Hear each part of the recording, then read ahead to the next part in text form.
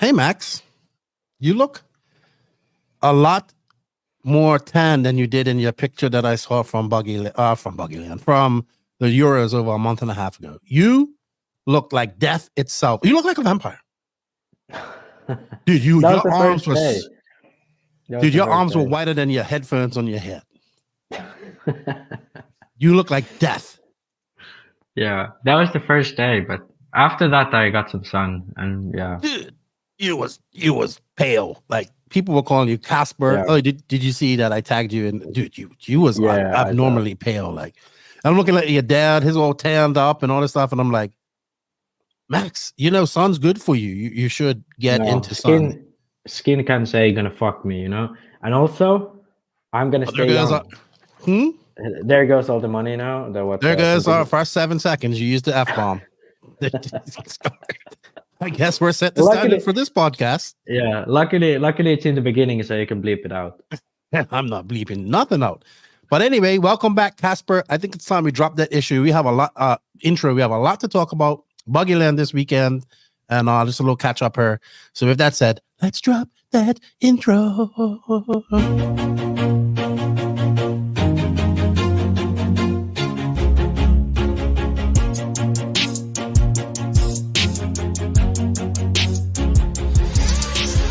Nitro is the glory, but e-buggy pays the bills. Welcome to the No Name RC podcast. Get ready for some serious bench racing. But be warned, we speak our minds, express our thoughts, and sometimes things can get a little rowdy. Hate, and he just was influenced by the hate coming from the left, the hate coming from the right. And let's get back to more club racing and less of this grabbing racing. It's hard not to be arrogant when you're always right. See what I mean? That's exactly why people call you arrogant, Max. You may not agree with everything we say, but it's definitely worth a listen. And our pick, can you stop whatever you're doing? Join your host, Lefty the Great, with co-hosts and guests as they get together to chat RC. Hey, after that race that I watched this morning, I have to talk about it.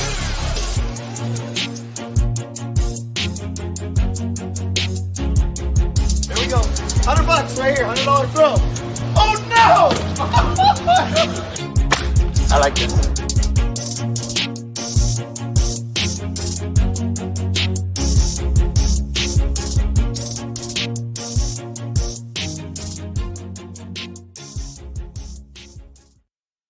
Yes, indeed. Nitro is the glory, but e-buggy pays the bills. What's going on, everybody? Welcome to episode number 257 of the No Name RC podcast. I'm your host, Keenan White, aka Lefty the Great. To my left, it's Casper the Ghost, Vampire, the arrogant one, Sir Maximus Mortimus. Hello, Maxie. How are you? I'm good. It's been a while since I've been on a podcast, so I'm like about a month and a half. Kind of excited.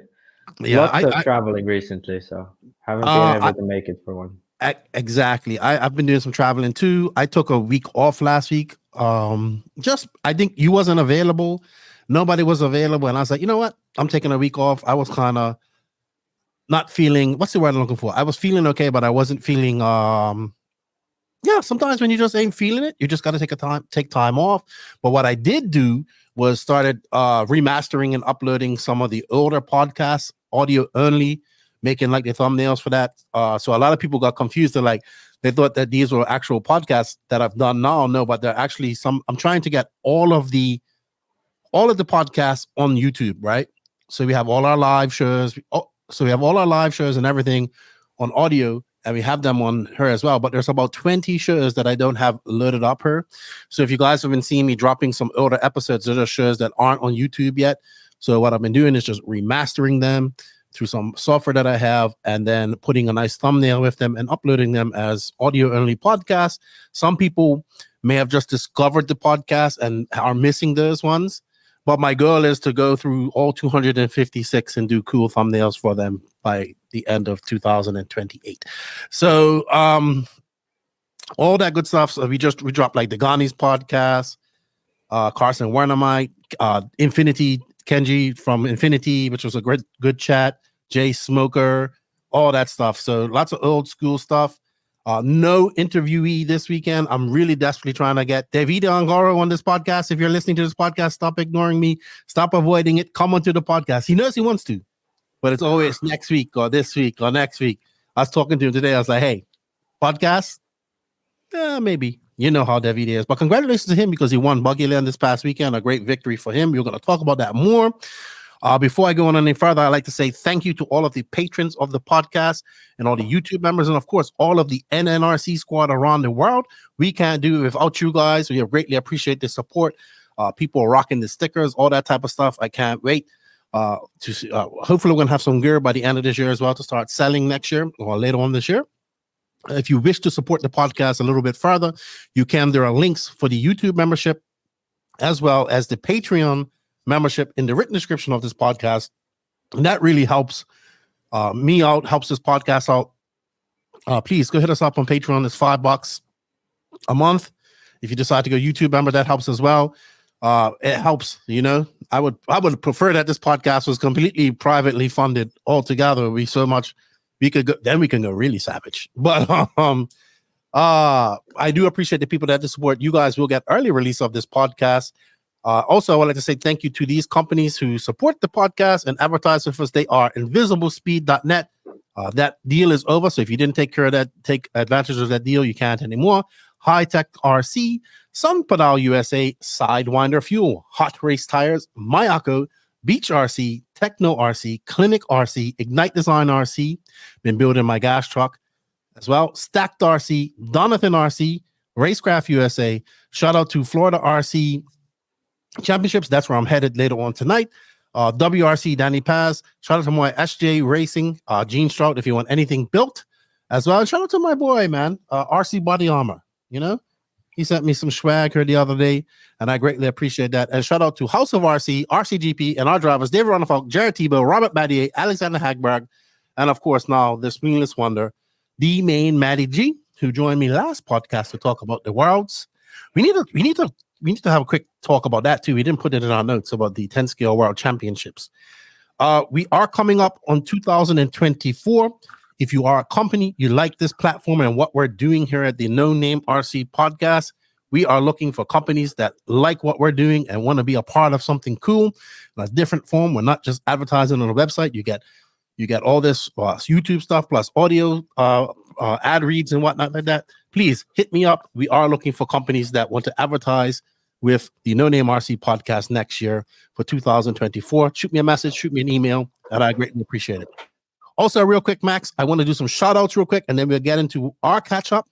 I want to shout out to Race Like a Girl, who had their Future Stars of RC event this past weekend at Redbush.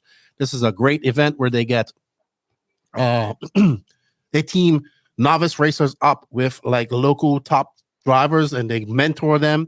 But also something that was really cool was my buddy Mike Anderson's brother, I believe, Steven, gave away he had like a Mugen e-buggy that he gave to like a kid that wanted to race. Like he came and he gave him that, and I think he gave him a complete buggy.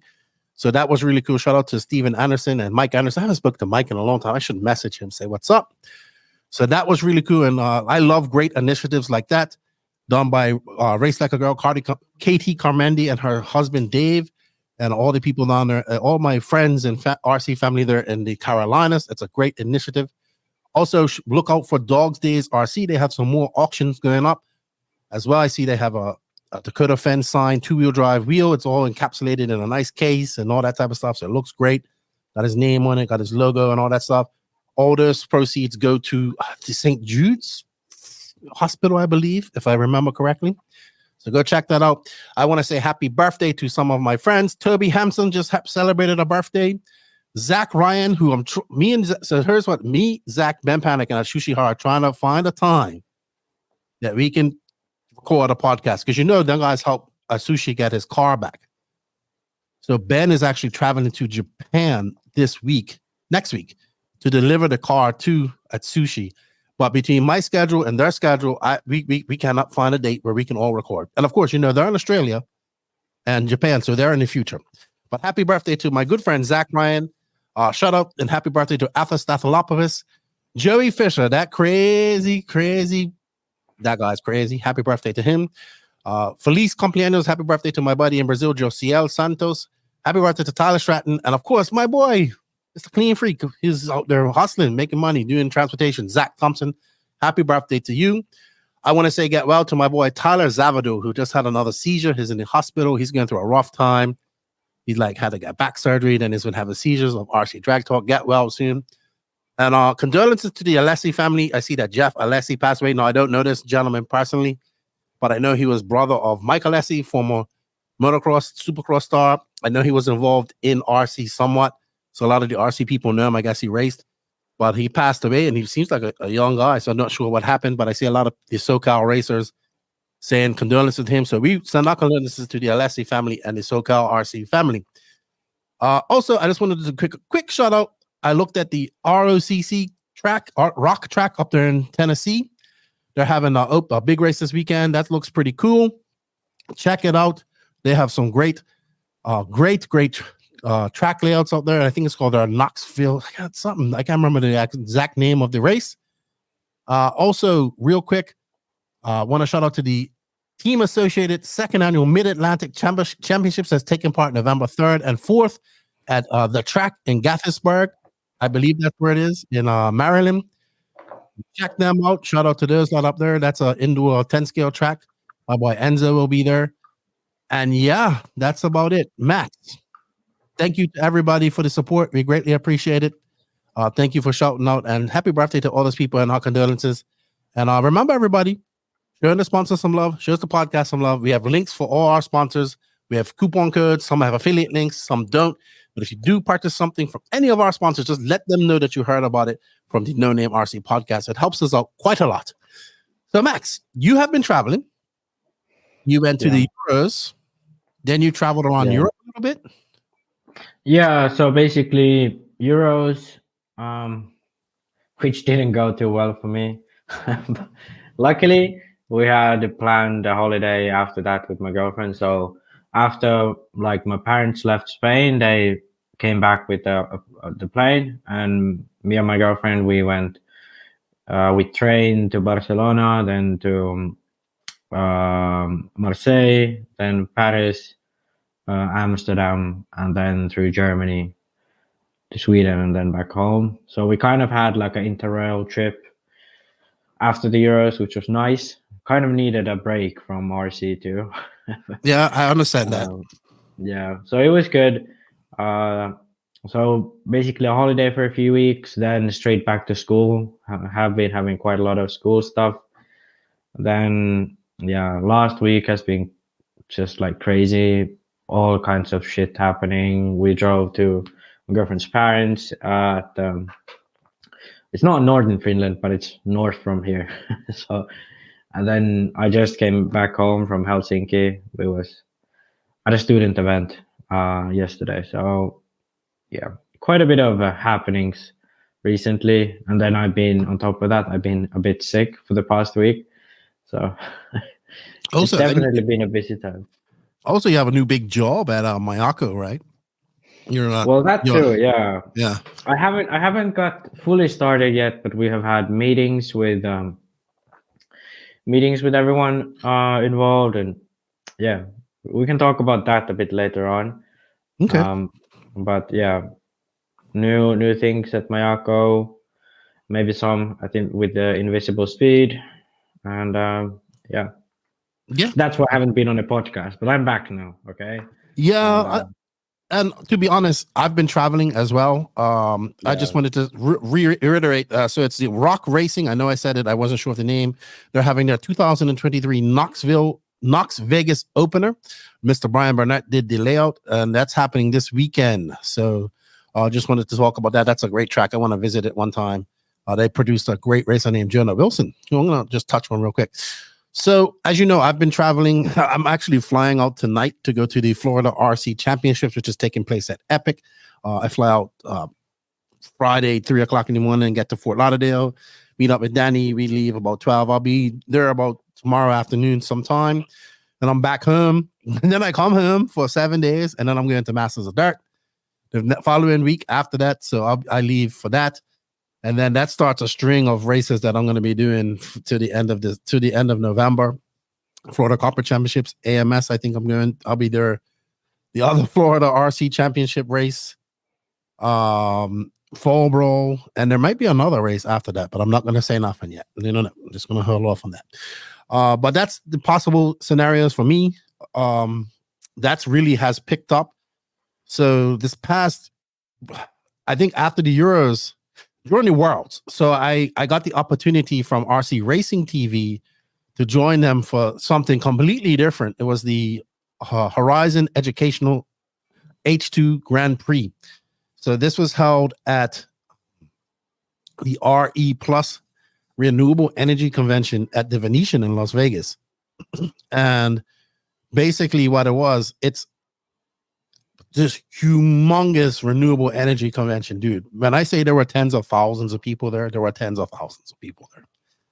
And this was a race. So these cars are powered by hydrogen. So what it was 25 teams of high school students from around the world that participated in this. There was the first time Latin America teams. They had one from Chile, who, funny enough, I knew the main sponsor, RC Adventure. Shout out to Lewis and everybody down there at RC Adventure.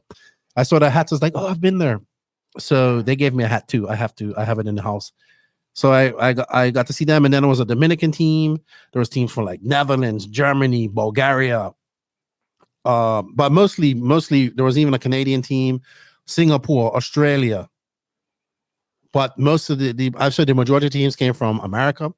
So what it is this is an educational program. It's a STEM project or STEM program that they have. And these kids have to make these RC cars. Now they can buy a kit. And there's little fuel cells on them. They have these little thing called hydrosticks that have the hydrogen gas in it. I believe they look like little glow igniters, right? They twist on. So now you can take the stock kit and try to modify that, or you can take the fuel cell and all that stuff and put it on another kit. Dude, so anyway, just real quick, I want to do a quick synopsis of this so you understand. So Monday I got there. Also, High Tech was a big part of it. Shout out to High Tech. It was great to, I went out to dinner with everybody from High Tech. Thank you for that. I appreciate it. I had a great chat with them. So Monday I got there. I was a judge. So these kids, each team has to come up and do a presentation and show what they've done. They have 3 minutes to do a presentation. They have to talk. Some of them don't speak English that well. And they show their cars, what they do, what modifications they made. And then you score them for points and all that stuff. Some of these kids, a lot of these are like one-off chassis that they built themselves. A couple of them were like actual car chassis. Like the Bulgaria team had a Mugen 10-scale car. And then there was this one team. It was just won it before. It's like a really like upper class, rich type of high school called Waldorf. They were called no, not Waldorf. They were called, oh man, I can't remember their name. It will come to me. Anyway, definitely they were from California and they've won this before, right? Oakwood Pink was what they were called. Dude, they were like a little, you would have loved it. They were like pure science, man. Dude, they had they had a Gen 1 chassis, a Gen 2, a Gen 3. They're like, and we have our Gen 4 chassis just in case. And they had like they made a body. They put it through wind tunnels, dude. They had like a little pit thing that they could make the most out of their pit, like do it as fast as possible. They had the computers out there doing analysts of everything. Oof, pure science mode, right? So how it works is the hydrogen thing. They got one battery. They did 2-hour qualifiers. So they got one battery, and then they got like 8 hydrosticks for that 2 hours, and they could come in and pit. So the cars can run on hydrogen, but they're very slow. But what the hydrogen does is it recharges the battery as it goes, right? Like think of an electric, like how a hybrid car works. Mm-hmm. So, dude, they did that, and like they did the 2-hour qualifying. This Oakwood Pink team, like they killed everybody. Then they had a 6-hour race the next day, right? That was the final. It was like 15 cars on the track. It was crazy.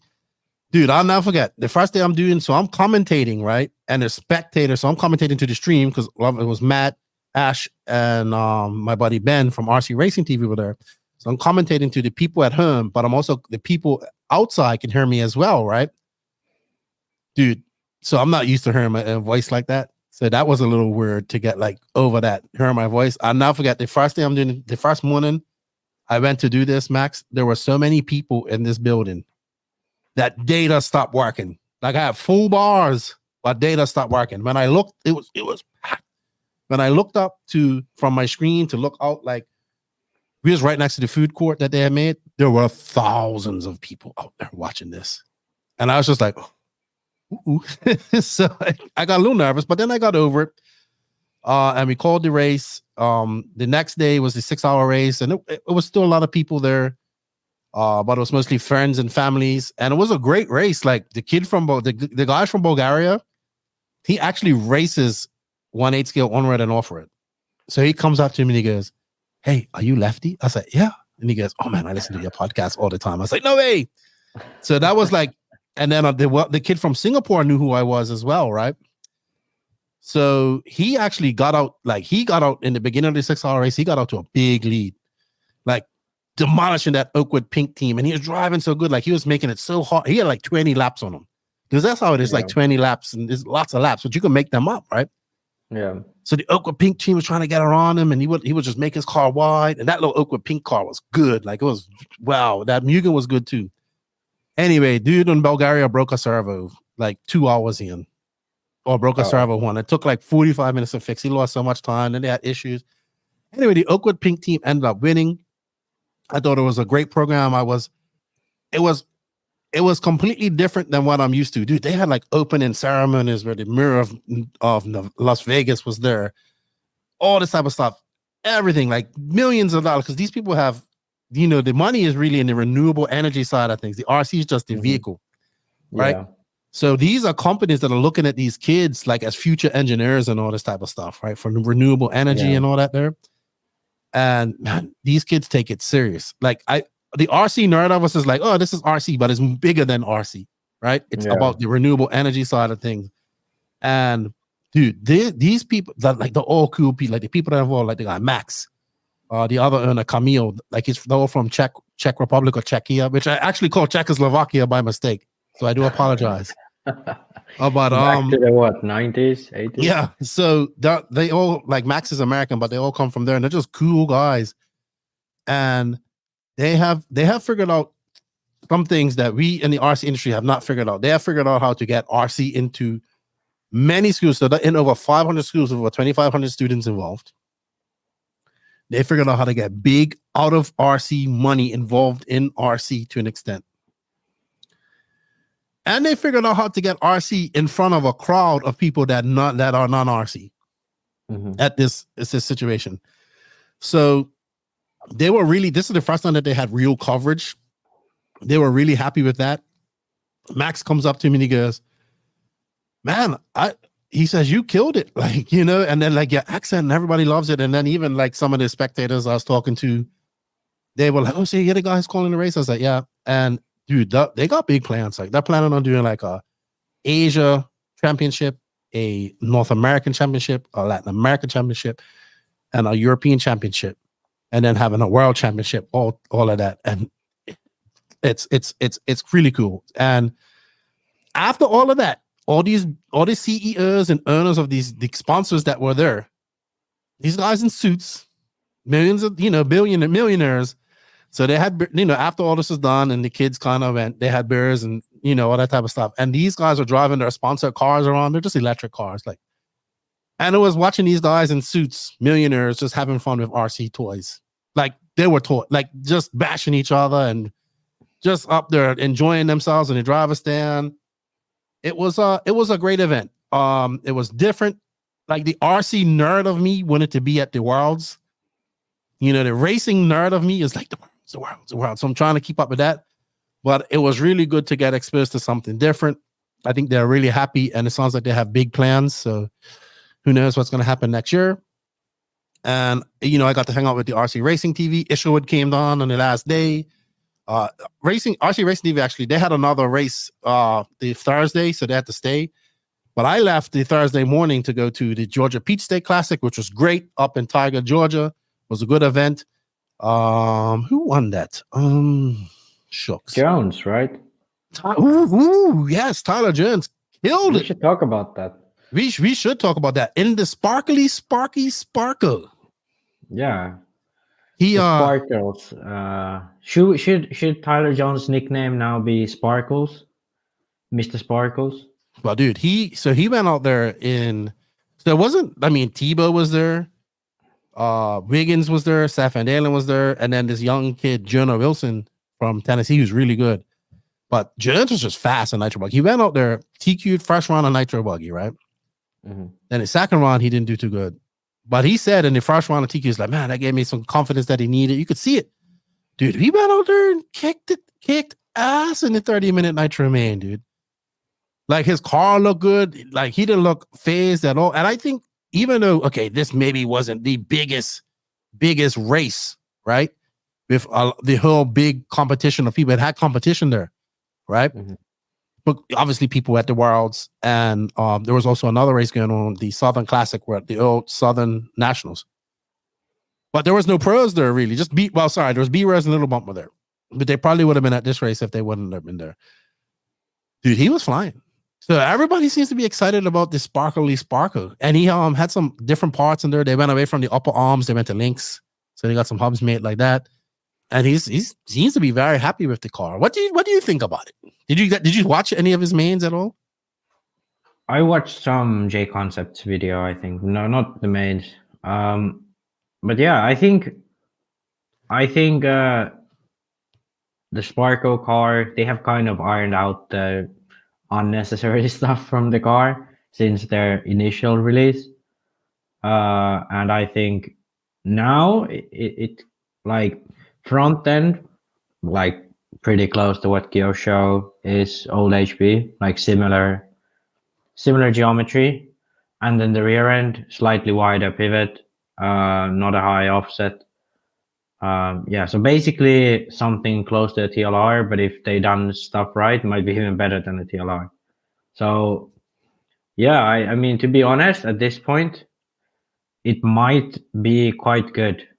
They haven't made the typical mistakes that a lot of these new Asian manufacturers make, and they kind of stuck to something quite regular, but then taking like the good bits out of that stuff. I don't think it's gonna be any like the best car around, but I think it has a lot bigger chance to do well than many of the other, cars that are coming. Like I'd say I'd probably put Sparko in front of like WRC, especially in America.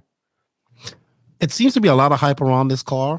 I'm wondering if they're gonna like pay him to run that car now. I wonder if they're gonna pay somebody in America. You think they seem to have some money behind them, dude? No, but the thing is, like, a lot of these Asian manufacturers have money behind them, but it's not really like RC money. It's like they own the factory that makes the car, and they rather put that money into making fucking, what do you call it, AirPods, like the cases for iPhones, or something like that. So it's the money they have, it's kind of like business money, not RC money. Well, we shall see. But it's definitely some hype around this car. My buddy Mike Kaz has one who came to visit me while I was H2GP. Old School Escort did, and he is loving this car.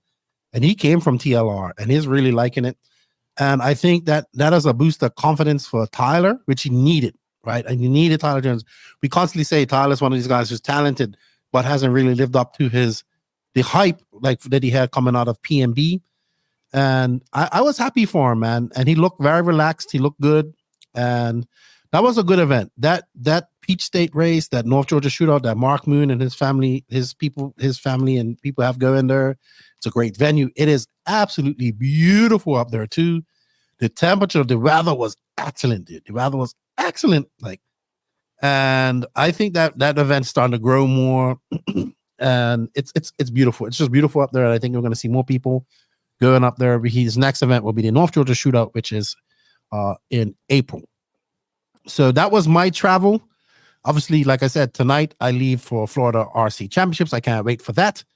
And yeah, man, I think you know what? We're gonna pay some bills real quick, and then we're gonna come back and touch on the 10 scale worlds real quick. I mean, I did a whole recap on it, but I wanted to get your thoughts on it as well. So with that said, I'd like to say thank you to Clinic RC and Race Tech Engines for all their support. You guys can go to clinicrc.com to check out their Race Tech Engines on all your titanium needs. If it doesn't matter if it's turnbuckles or screws, check out clinicrc.com. Let them know that you heard about this on the No Name RC podcast.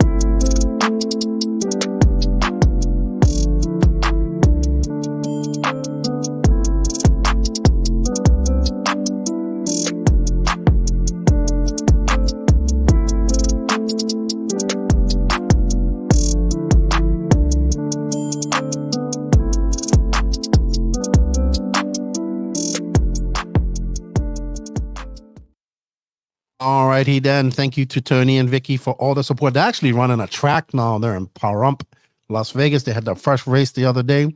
So Tony is a busy, busy man. Yeah, dude. I have never been so happy to be wrong when it came to the 10 scale worlds. I was absolutely blown away that Ongaro went out there and dominated in 4-wheel drive like he did. Yeah, that in some sense, it surprised me that he was so dominant, but in looking at it now, it kind of really makes sense, especially after 2-wheel drive. Because why do you think? Because it just fit his style, able to slide that car around that track like that, or what was it that? Not necessarily. It's about the fact that in general, if he went to America to race and he'd use sauce tires and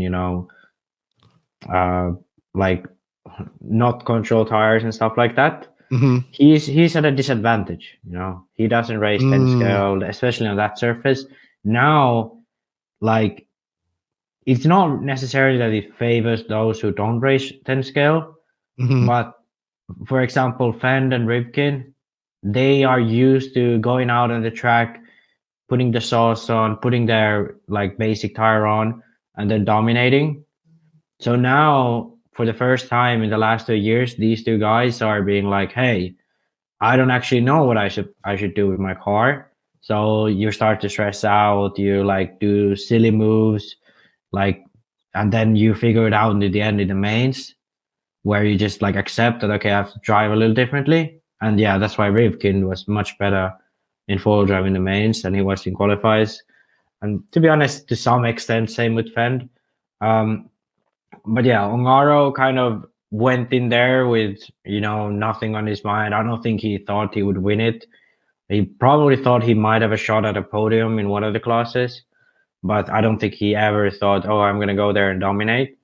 But because he went there with that attitude, and then the track was new to everyone, the grip level, all of that stuff. And the way the tires handled, it was like, and this is with all pretty much slick tires when you don't use sauce. It's the tire generates grip when you put pressure on it, but then if you go over the limit, it doesn't, like, you suddenly lose the grip because you go over the limit, and then you don't have pressure on the tire anymore, so there's no grip.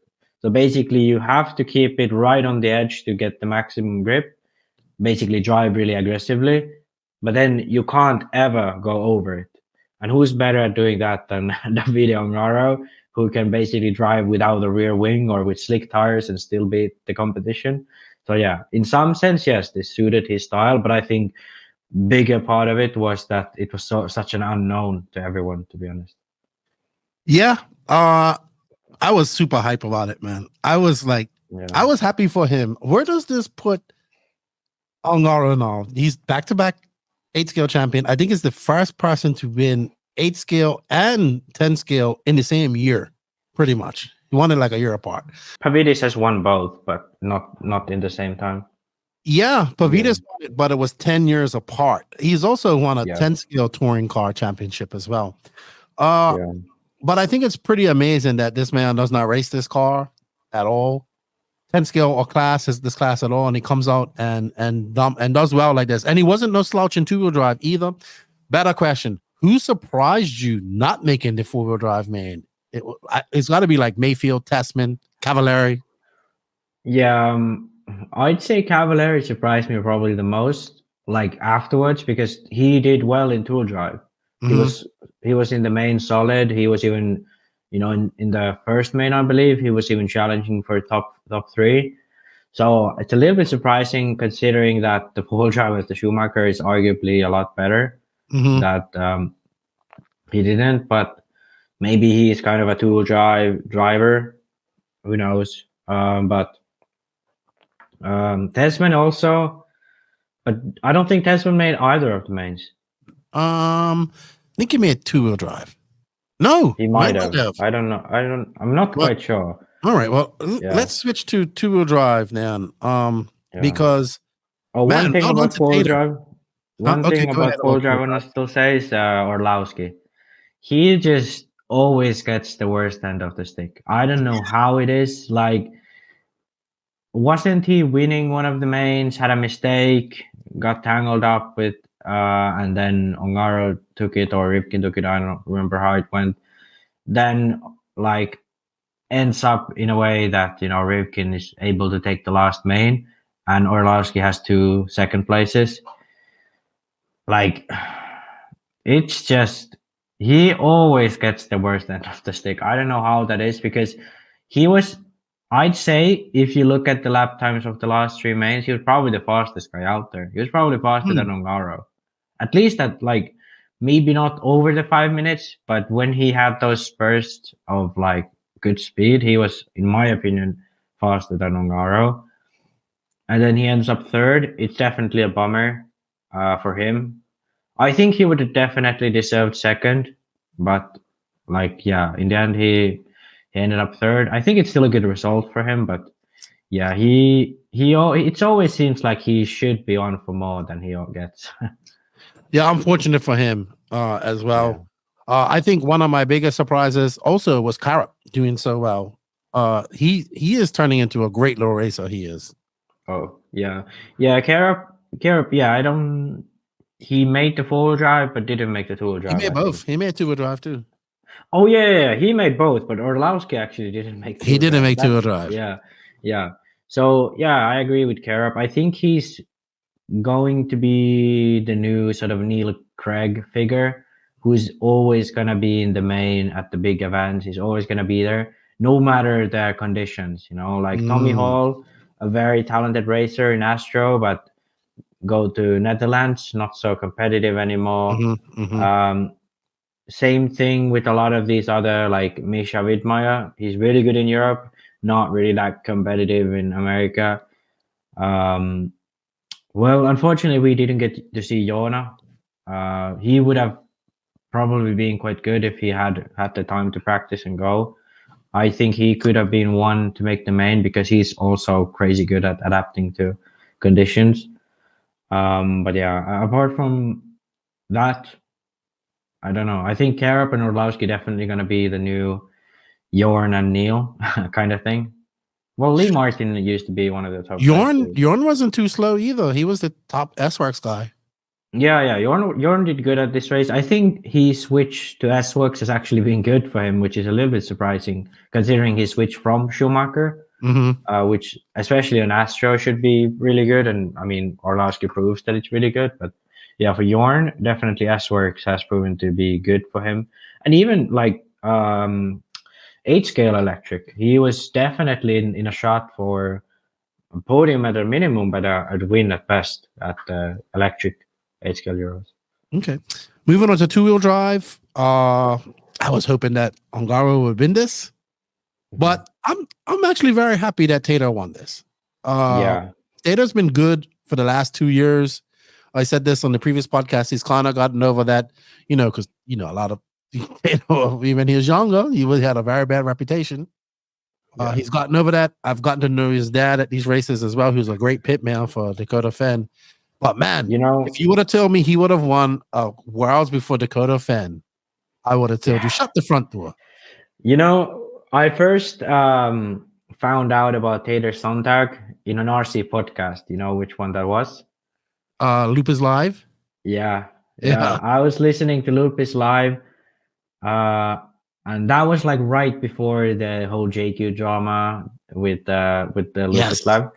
But they had an episode where they like totally bashed Sontag. They was like, oh, their parents should be banned from, I don't know if they said banned, but oh, their parents should be embarrassed. They should teach the kid how to behave, and he's making it an unsafe environment and all this kind of shit. And like that he was actually like fucking shouting at the driver's stand. And he was like, what, 8 then? 10?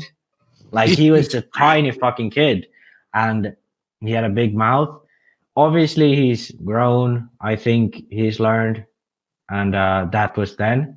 Because right now, like, I feel like he's been quite, like, Good. actually a smart one. Like, I can't say that about all the young drivers from America, that they are smart for their age. But Tater seems like he's one.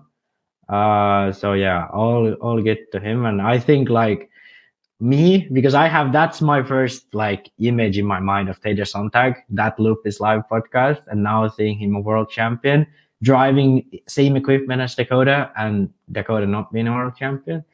I think that's quite impressive, and like that also shows that, you know, okay, he was talented already then, but you know, you just need to keep your head at it, even though you have people who may not like you.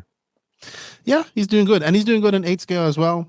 I did hear that Fend was not able to run his Trinity stuff. He had to run Hobby Wing stuff because it wasn't IFMAR approved yet. Yep, this is what I was told. Wow. So maybe that caused it.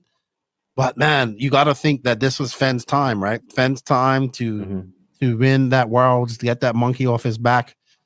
And it just didn't happen for him. But I'm sure he will have a lot more time to make that happen. And we'll see what happens. I think go ahead. Yeah, I think he peaked a little bit too early with this 10 scale stuff. Could be. Like could be. Last well, it was pretty much like 2022, like entirety of 2022. He was winning anything, like any race he went to, he won in 8 scale and 10 scale, you know? And then last winter, he was still like any 10 scale race he went to, he was just like, he went there and won, you know? And carpet, dirt, low grip, high grip didn't really even matter.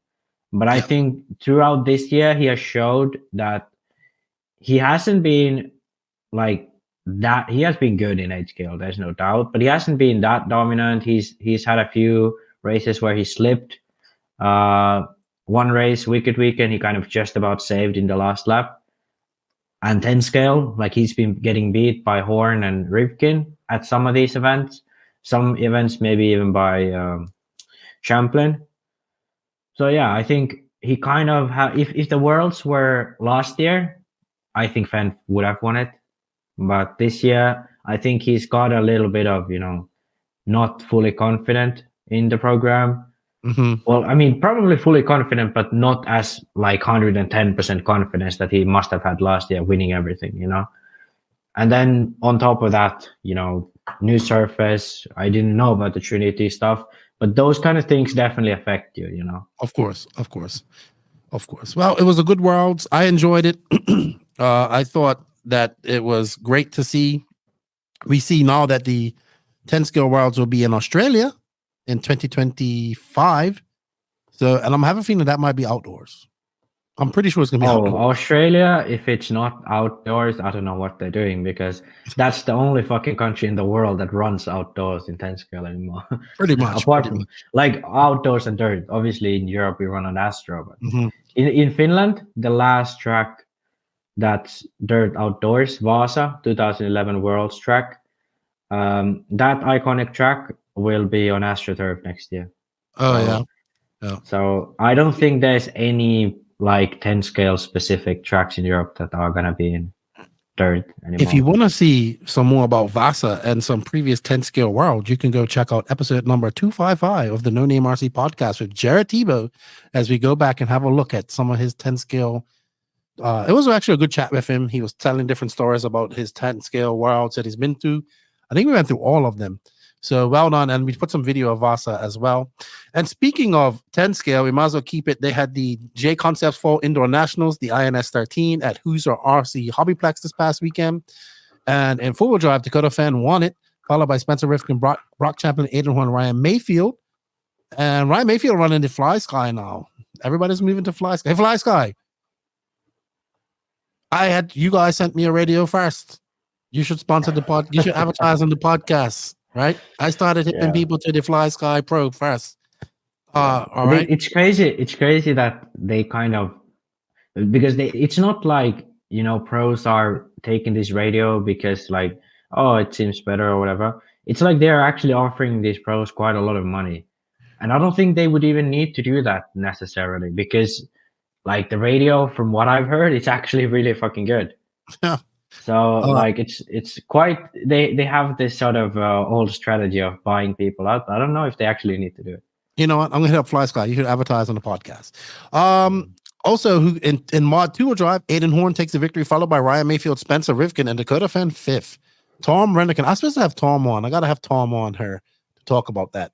But that was the INS at Hoosier RC Hobbyplex this past weekend. And just real quick, I wanted to go into some other results real quick before we get into some RC news. JBRL at the Drake's track at Palm Desert this past weekend. Nitro Buggy, so Adam Drake, Frankie Contreras, and HK Young making a trip over from Korea. I met this kid. He's like 12, probably 13, but he looks like he's 15, from Korea. And he made the trip over to, I guess he's over in California doing some racing. He came third, and he beat some fast guys. He beat like Carlos Arredondo, Steve Harris, Jermaine Robinson, Ivan Moreno Jr. So, yeah, good stuff to him. I saw him come over. So, JBRL at Palm Desert this past weekend as well. And I probably missed some races as well. Not a lot of top guys at Palm Desert. No, but they were all at this Hoosier race as well. They had a lot of top guys. Oh, yeah, true. Yeah. Right. Defense scale. All right. True. Well, you know what, Max? It's time to go on to some RC news. And RC news is brought to you by InvisibleSpeed.net and High Tech RC. So I think you guys are a little bit too late to capitalize on the RC, the Invisible Speed deal. But if you want to take advantage of it, give me a call, maybe, or give me a shout. Maybe I could get JQ to convince it. But get on with InvisibleSpeed.net and make your speed visible. Stop scrolling, you nerd. Learn something new with Invisible Speed. Are you the driver of this car? Yes, sir. Why? You just won a free alignment. I had my car touched by JQ, and now I don't feel safe. I can say that he did improve his time 10 seconds and his best lap. Last question. Would you recommend the Invisible Speed course? Yeah, for sure. Spend your money. Good spend.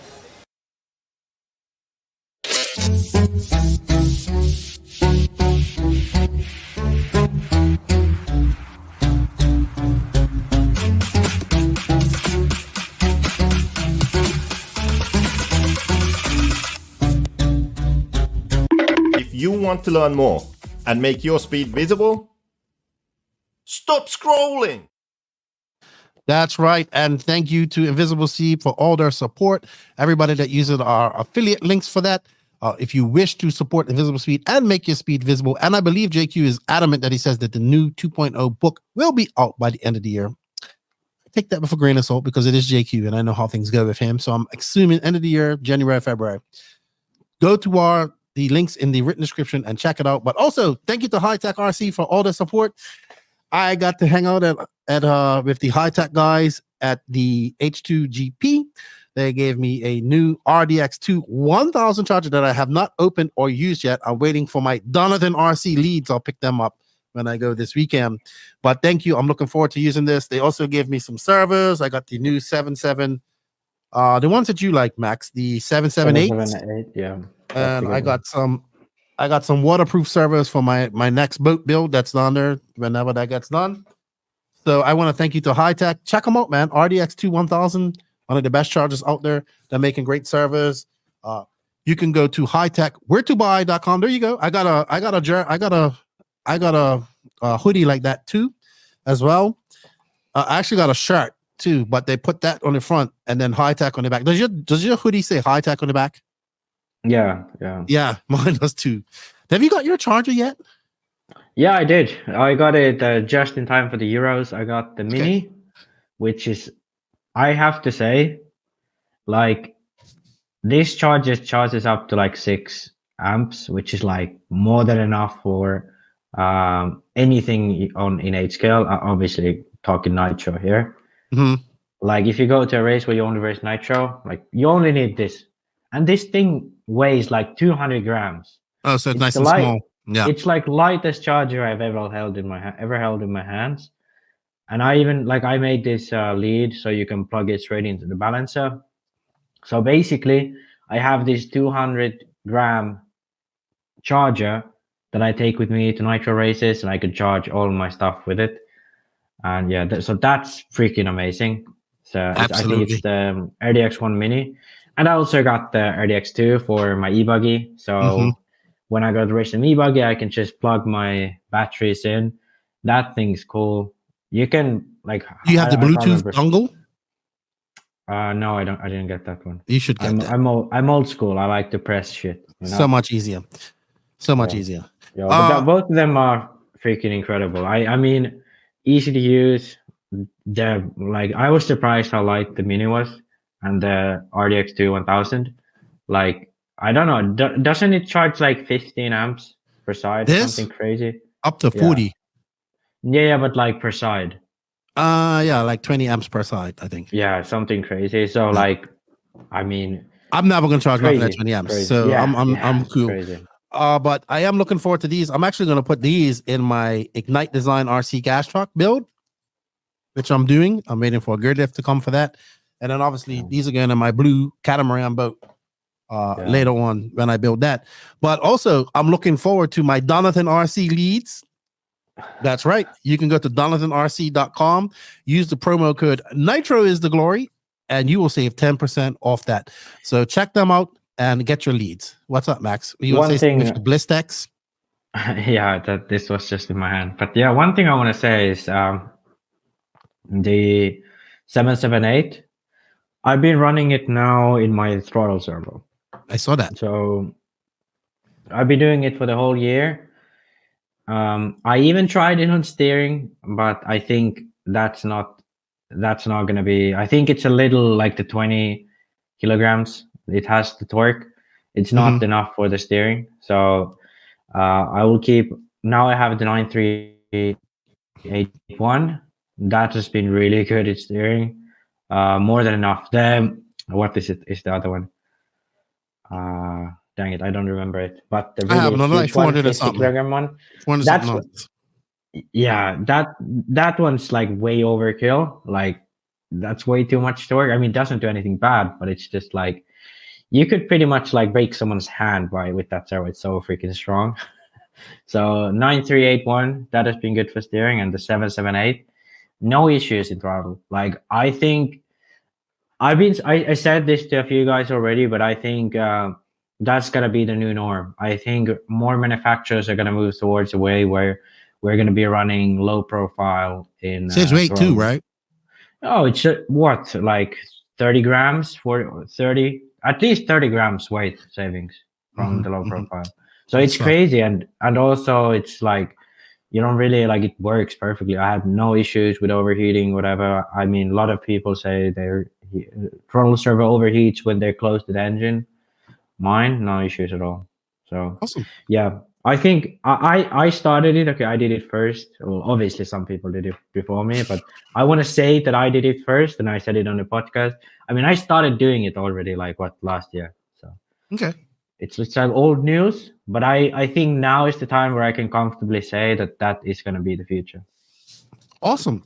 And also, you guys, just if you do buy some high-tech stuff, just let them know that you heard about it on the No Name RC podcast. And yeah, just do it for us. And don't forget, NNRC leads as well. You can get custom NNRC leads if you wanted to. Yeah, it's the high-tech stuff, I always thought, servos are servos. As long as they last, it's good. You know, I ran Savox before and then Power HD, and those are good servos. But I mean, the high-tech quality, it's nothing's even close. It's nothing's even close. Absolutely. 50 years of making servos for RC and all other applications. All right.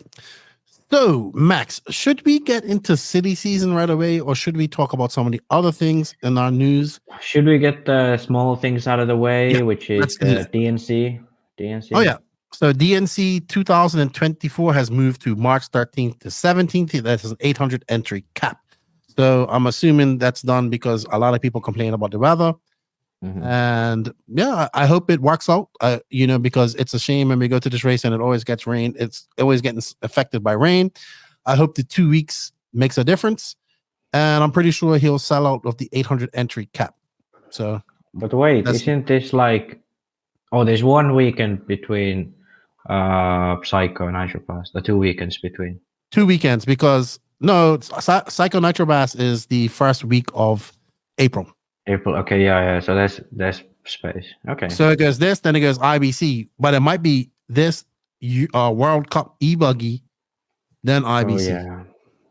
Yeah. That maybe we talk about that immediately. They had what, under 40 entries? That's they flop. I don't said think well. I don't think it's gonna work this way that they have who will be traveling to a race that doesn't really account for anything, only to race e-buggy. Yeah, I think they should. Well, they can run e-truggy too. I think they should just make a World Cup. Not a World Cup, just make it a Worlds. Like I don't understand why they have to have the World Cup. I understand in prior days they know it's going to be at IBC. It's going to be at B-Buggy Arena. They know that they're capable of doing these events because it's not going to be at Braga. It's going to be at B-Buggy Arena. But I might be there. So I know I'm going to IBC. I might be there the weekend before that. So we'll see. I know I'm going to IBC, but I'm kind of like iffy on it too. I think just go ahead and make it a Worlds. Well, you know what? We actually going to rant about IFMAR at the end of this podcast. So let's get through this stuff. That's my favorite topic. We are good. We are starting the fix. We are going to fix IFMAR. All right. So something that I've been noticing on Instagram. By the way, if you guys haven't gone to the No Name RC podcast Instagram, go there and give us a follow, as well as our YouTube, as Max looks like he's going to sneeze, and our TikTok, which is growing. FPV meets RC meets sim racing. So I'm seeing a lot of these videos on Instagram where they got a full sim setup and it's hooked to a car, and like the lady's moving the car and the seats move like I'm like, I want to try this so bad. But the only problem is who's going to flip your car over when it flips. But that's so cool, right? You need to build one of those. I've seen those poles that they flip the car back. Those are cool. Then the only issue with that. Hold on. I finished. Okay, go ahead. TikTok, I saw them actually racing on a track. Now that they were right next to the track, but they were racing, like sim racing on the track. Like, but looking at the screens. That's so awesome. Yeah. I hate to break it to you, Keenan, but the only issue with that is that it's really difficult to do because the car is so light. So, like, when you steer, it's really fast. But then when you press throttle, it doesn't feel like anything. And if you want to make it more powerful, then the steering is even faster because the car is so light. Dude, so these guys are going around this track pretty fast. It was an indoor on-road track. They'll go around it pretty fast. So I don't know. Maybe we're looking at the future here, Max. Maybe we only have to leave our house to race RC cars. I don't know. But it's still, I think the point of controlling something remotely is what always will be my big thing. Stand up on the driver's stand, seeing that go, and doing it there. Yeah. But I think it's cool. I'm watching it, so I'm following this on Instagram. I don't have the Instagram. I should have put it in here in the notes, but it's on TikTok and Instagram. So that's interesting because we always talk. Everybody wants to talk about FPV. Well, I think we're going to the next level. FPV meets RC meets sim racing. Let us know what you guys think about this in the comments or wherever you're listening to this too. Elsaram Monaco RC dropped a video of the new Elsaram. Not new, it's been around for I think it's available for people to use now. I know that Martin Beyer was running this for some time, but they did a great video on it, and it has aluminum nitride ceramic coolers on the bottom of the ESC. Yeah. So this was the thing that I remember we touched on this when it came out. I talked about it in the podcast, and I was like, why would you waste space for the display? Because you could have coolers there, it'd be more effective, so on and so on. Well, now we know the way they do it is that they have the bottom effectively open. So it's like they have this aluminum nitride ceramic thing here that has like channels that the air can flow through. And instead of using double-sided tape, you screw it straight into the chassis. So what this does is it basically takes all the heat from the processor, transfers it through the nitride thing. Some of it evaporates in the air. Some of it, what's the word? Kind of gets sucked into the chassis plate. So instead of having the normal layout where it's basically sitting on an insulator, which is a double-sided tape, and then all of the heat gets transferred to the air, and then you have a fan that transfers it faster to the air. Now you have it that you have actual heat transfer. Sometimes if you have all that stuff, there's like one big heat sink. Yeah, basically like that. And yeah, there might be some bad things about transferring heat to the chassis. For example, in carbon fiber, the heat transfer is not so good. So you might get some plastic parts heating up or whatever. But it's still like from the ESC perspective, it's much more effective because now the heating is in the bottom and it's not only like air cool, it's also like the, I don't know what the word is in English, but radiant. It's like radiator heat. It's radiating to another. No, but radiation means to the convection. Convey. I don't know. The heat is conveyed to the material. I don't know. Yeah, but they have a little fan on the side too. I saw some of them have a fan on the side too. Yeah. Obviously, you can obviously add like cooling. I don't like. To be honest, it could be that it doesn't work. Like it's not that effective, but at least the idea is really cool, and it seems that it could make sense. And like, especially the material, like having a ceramic that would transfer the heat, that makes a lot of sense. And yeah, I think it's really cool. The display, I still feel it's for a race car. It's not necessarily needed, It's not the necessary feature, but I think it's a cool feature for sure. What would be cool is if it had an app and you could just Bluetooth and all your display came up. If you got real time data. I think they have it. I think they have a dongle too. Okay. Well, it's going to be interesting to see. Monaco RC is heavily invested in this somehow because they seem to be pushing it. Probably a distributor. I think they are a big. I mean, Monaco RC is heavily connected to X-Ray. They support Coelho a lot. Yeah, they just had the big race in Rome too, where the Coelho and my good friend Alex. Happy belated birthday to Alexander HagBerg, the doctor. His birthday was last week too. My fellow Star Wars nerdian fan. He needs to catch up on Ahsoka. All right. Be interesting to see. That this, out of all the ESCs that's come out, this has piqued my interest for some reason because it looks different.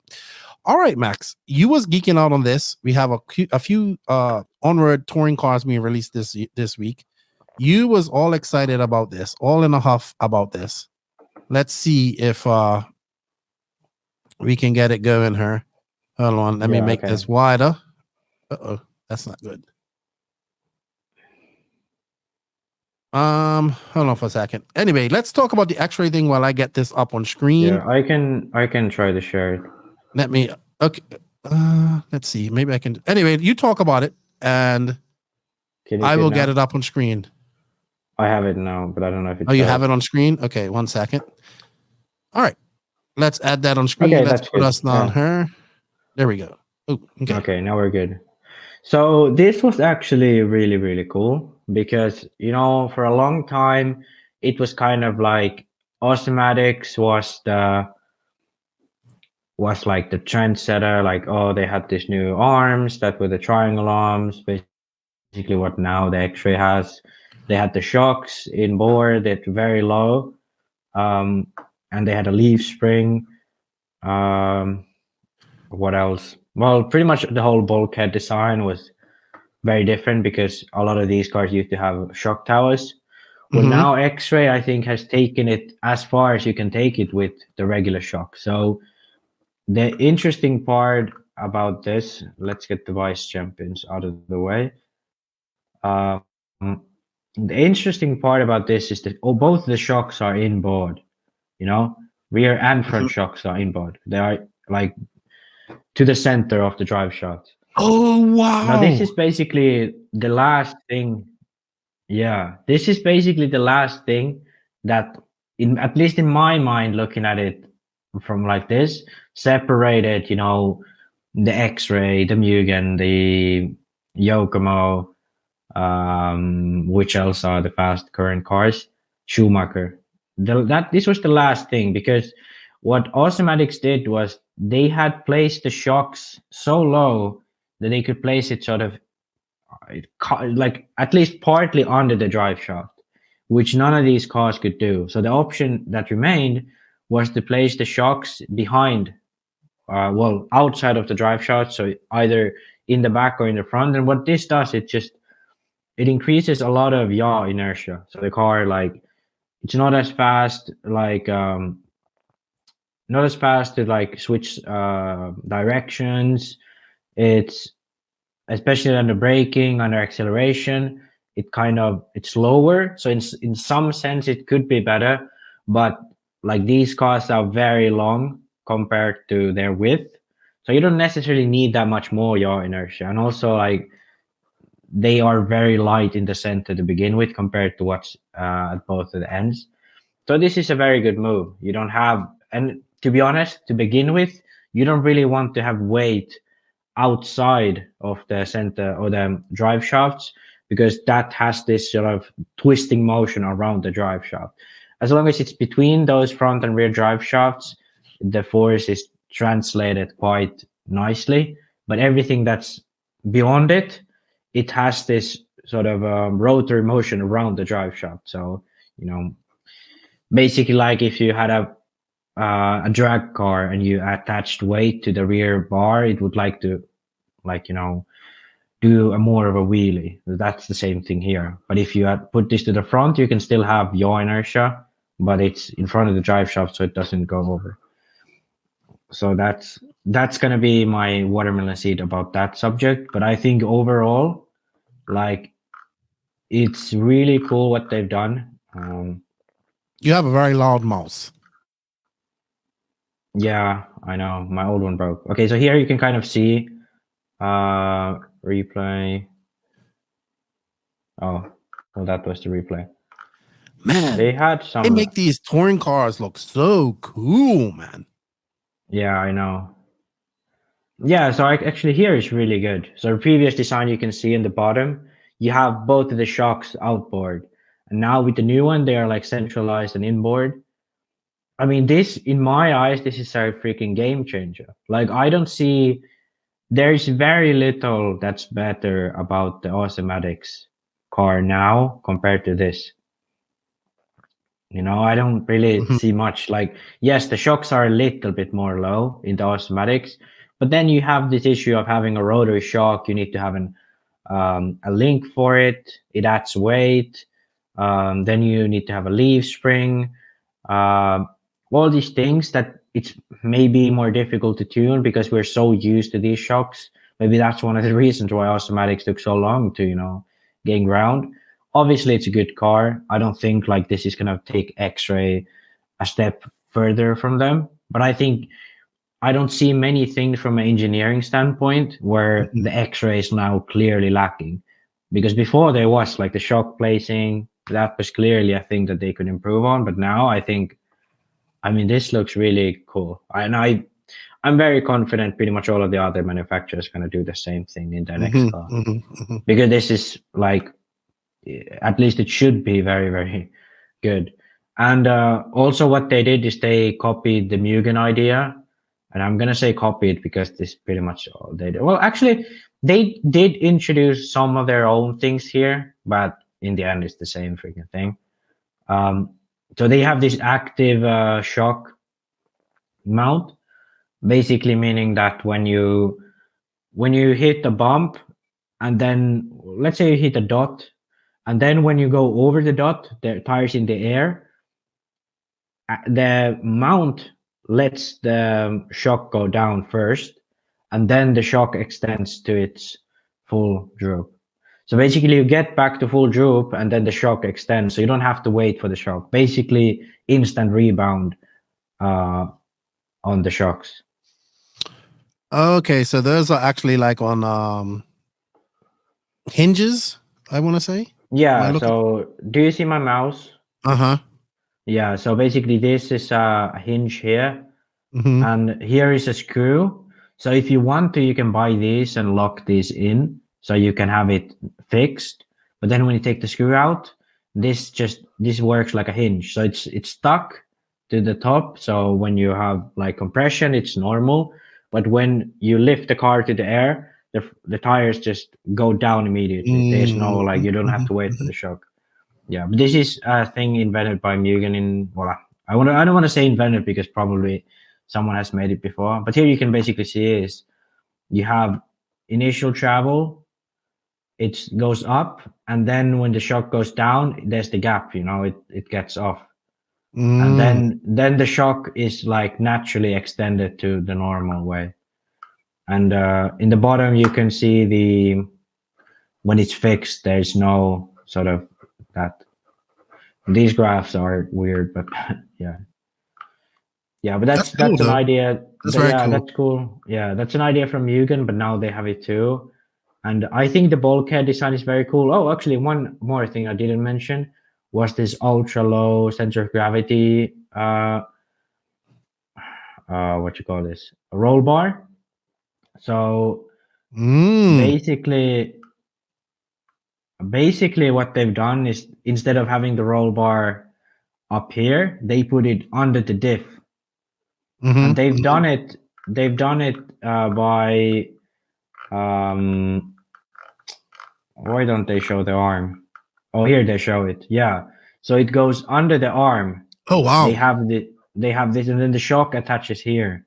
So they basically the shock attaches below the arm, the anti-roll bar attaches below the arm, and that's an additional way where they've gotten everything more like much lower to begin with. And that's probably why they were able to do that centralized shock thing. And this is one thing that a lot of other manufacturers can't really do, because they are working, they can't make arms like this, plastic and carbon combined. They can only choose from full plastic or full carbon. Oh, because X-Ray makes this in-house. Yeah, they can do stuff like this. And I think this will be the most difficult part for other manufacturers. How do you get the anti-roll bar? That's doable. But the shock position, like angled like this, and in the back, like, I don't know, maybe they need to make an extra piece and attach it to the arm. And yeah, they can maybe make that. But that's, again, they have to use a little bit more material, more weight, most likely going to have to use aluminum. So yeah, that's an extra maybe gram or two per corner. And yeah, that's a difference already when you try to optimize everything. So yeah. This makes me want to go buy a touring car. Yeah, well, I've been wanting to buy a touring car as well. And I'll in a bit, I'll tell you what I'll instead buy. But yeah, well, the rest of this stuff is pretty much what they've had before. You know what? We're gonna get a GoFund to get you acquired a mouse. I really like this presentation, though. I really think that's cool. Yeah, X-Ray, awesome. Like I don't know how they do it, but every time they release a new car, it's better. It's like every year it's better and better and better. And even this one that has like flashing lights and everything moves. You mean the release animation? Yeah. It's cool. It's very cool. Do we want to look at the man? Yeah, let's take a look at the. I barely geek out on stuff like that too much, but I am like super impressed by that. Yeah. Well done, X-Ray. You impressed me. Yeah. Not that that means anything. Yeah, I think I have to say that the whole X4 project to me has been a big, I appreciate X-Ray a lot more because they did the X4. Like their XP2, XP4, like XP2 never really impressed me in any way. XP4, it's always been a good car. That's good about it. Their on-road stuff, like Nitro on-road, they haven't really updated in a while. 8-scale off-road, like they haven't done anything too crazy. So yeah, this is like the X4 project is one that impresses me. Let's go to the Iris first. You want to go to the Iris? Oh, you bring it Yeah, up. I have it. I have it open. So You know what, dude? Like, honestly, I thought that was really cool what you just showed me. You was freaking out about it. Now I should have went and looked at it. I was too worried. This was what captured my eye. Was this thing here because somebody in the Discord posted it up, and I thought that was really cool. Yeah. So this is the Andreas Murberg. He's designed the car, and okay, I'm gonna start it out with a little bit of negative commentary. Okay. So then we can end it on a high note. Okay. Okay. So I feel that all the good things I said about the X-Ray, which was that they've kind of managed to make the traditional shock design by using smart solutions. They've managed to make it work really well for them. And they've kind of very close to optimizing the design, at least the way I see it, to what Osmatics is doing right now. This, on the other hand, they've tried to go to rotary damper like way, having torsion bars and so on for suspension. And I think it's kind of a losing battle going this way because of the fact that you can't, there's a limit to how much stuff you can take out of this. Like you have to have the torsion bar mounts, the links for the rotary dampers, so on and so on. And this will always give you more weight, and weight is like you always want to minimize it, to be honest. And yeah, here in the front, for example, they have it here, and these are really heavy, these rotary dampers, because they're full of liquid and they're also made out of aluminium. Yeah, so that's the bad news. Okay. Bulkhead design also, I think this is kind of a way where you're kind of lock yourself into a certain, certain design. But okay, bulkhead is more arguable than the other way. But however, that being said, I think what they have done, or Andreas has done with this car, is really cool. Okay, so 100% symmetrical chassis. They put a lot of effort into flex, so that's a really cool thing. And even though I just said, a critique of the rotation, rotary dampers and the torsion bars and so on, I do think this is a great way to go, because this is yet another way you can get the weight down. Okay, but I don't know if there's room for this to be optimized. Like I think what Osmatics has done is like a very, very well done way of doing it. So I don't really know if you could do it any better. But I think this car is really cool. Like the fact that they use same arms on all four corners, that's smart from a customer perspective. I think this car is doing something unique and different. So that's also a positive. So basically what they've changed for this car is what I've been kind of pointing towards is the weight. That's one. So they have new lightweight upper and lower bulkhead, chassis spin locators. Okay, so that was probably for durability. But they did some geometry changes as well. But yeah, lighter improves the shock seals. Basically, the rotary dampers, they had some issues with leaking. And yeah, some very light, fixes. And well, one thing actually that people talked about was the heave shock absorber.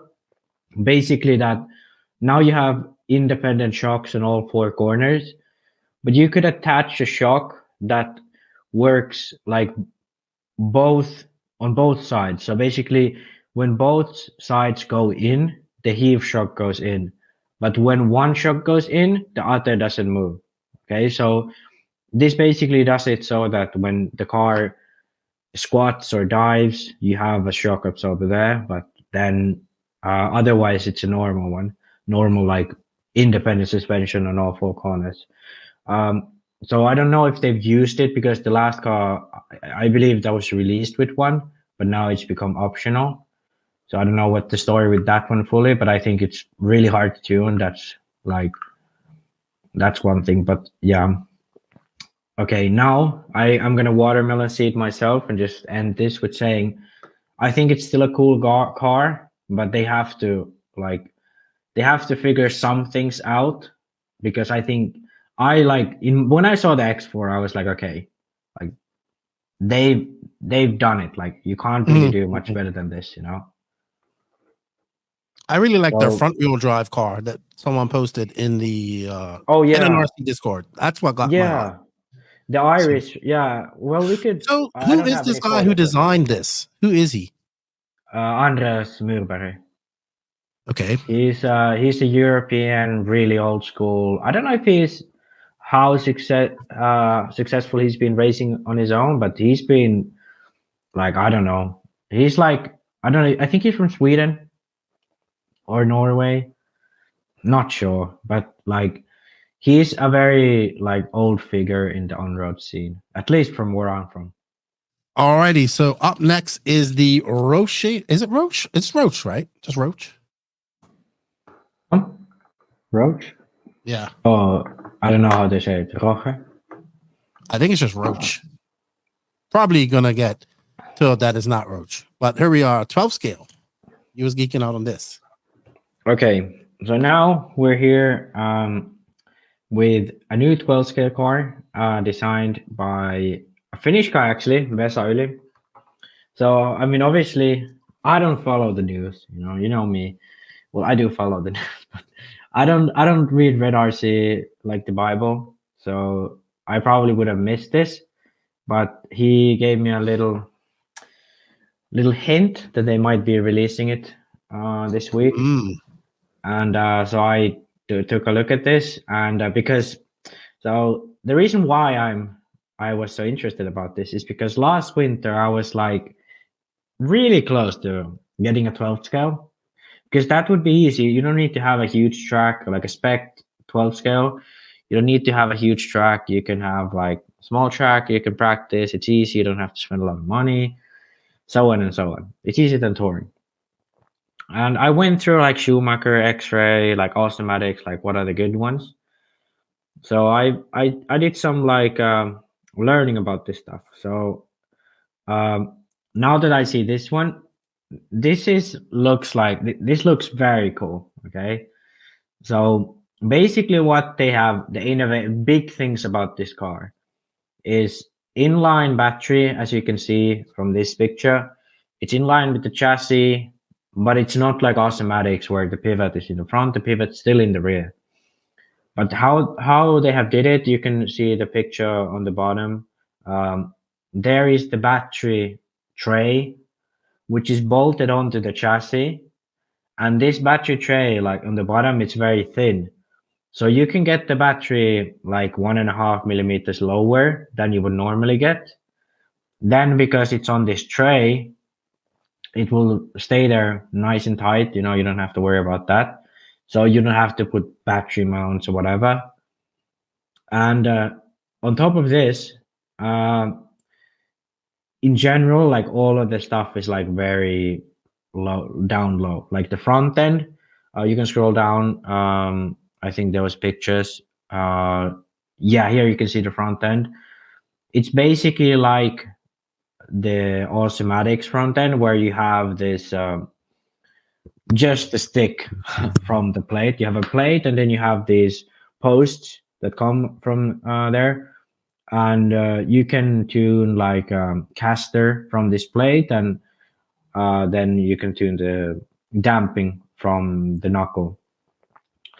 So this again, very light, very like low profile, very low center of gravity, and the servo as well attached like right to the bottom of the chassis. Actually, one thing about the rear that's actually other than I don't think many manufacturers have is this.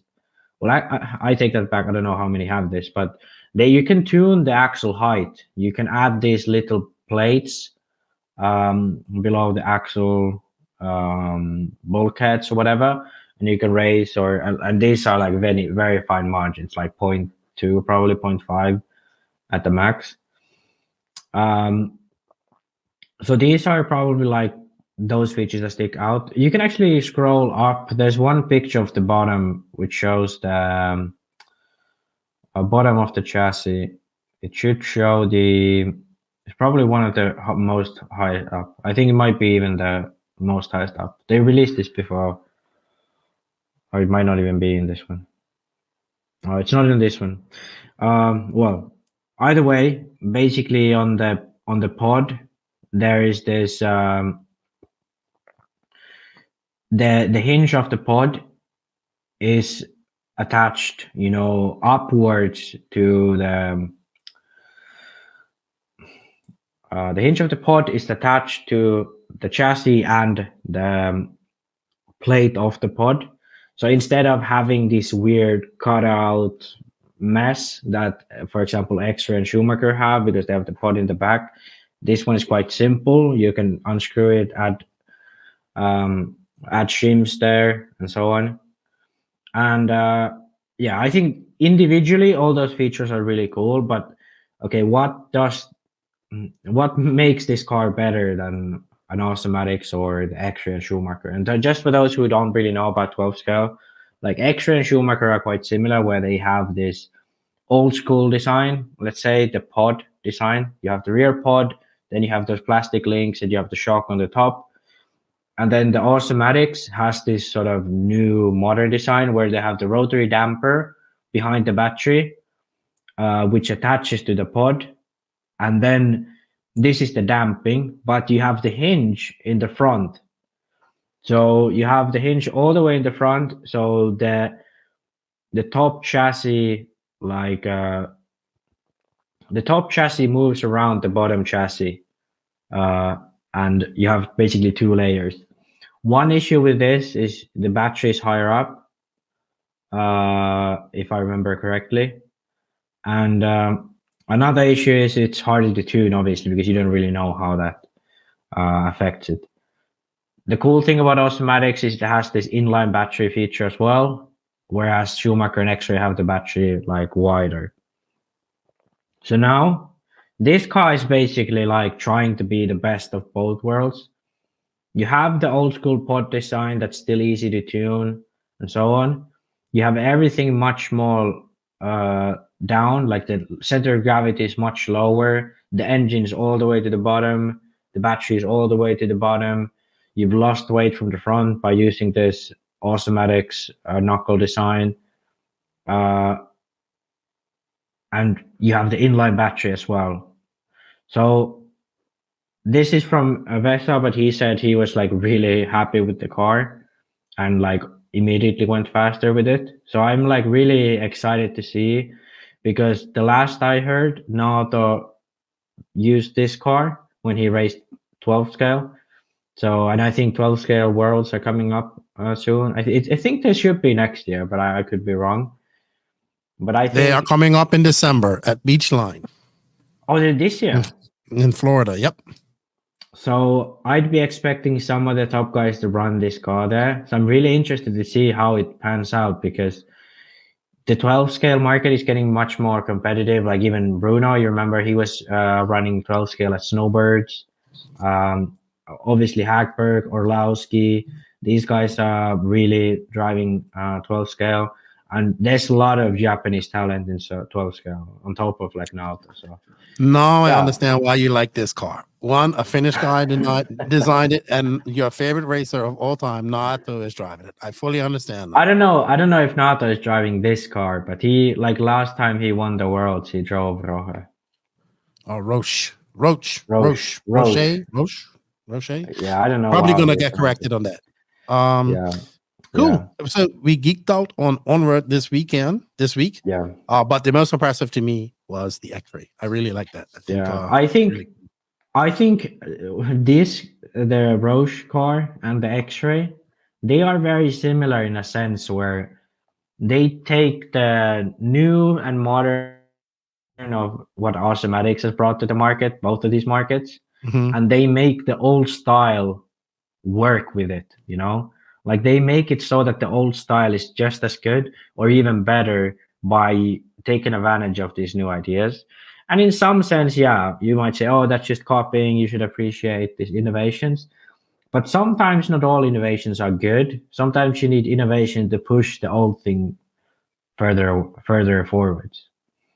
Yeah, but you also actually one cool little detail about this car is even the shock is mounted so that it's pointing the ball is pointing downwards. So the shock cap is like almost touching the battery. So it's as low as possible. But that's cool. So let me take this off screen. I have a question for you, and I don't want you to spend 3 hours explaining this. Why do we see, like, look at that x-ray and how cool it looks and all that type of stuff with the carbon fiber inserts and all that type of stuff and that different shocks, and you see all this cool stuff in touring car, but we don't see it in 8-scale buggy. Is it because durability? Is it because it costs more? What do you think? Well, number one is cost, I think, because like these on-road cars cost what, like $800, and these are tiny. These are like tiny little things. And then like take an 8-scale car and you add all that stuff in it, that's gonna cost like almost $2,000. You're gonna probably double the price of it. And so I think cost is a big one where you don't want it too much crazy stuff because no one's gonna buy it.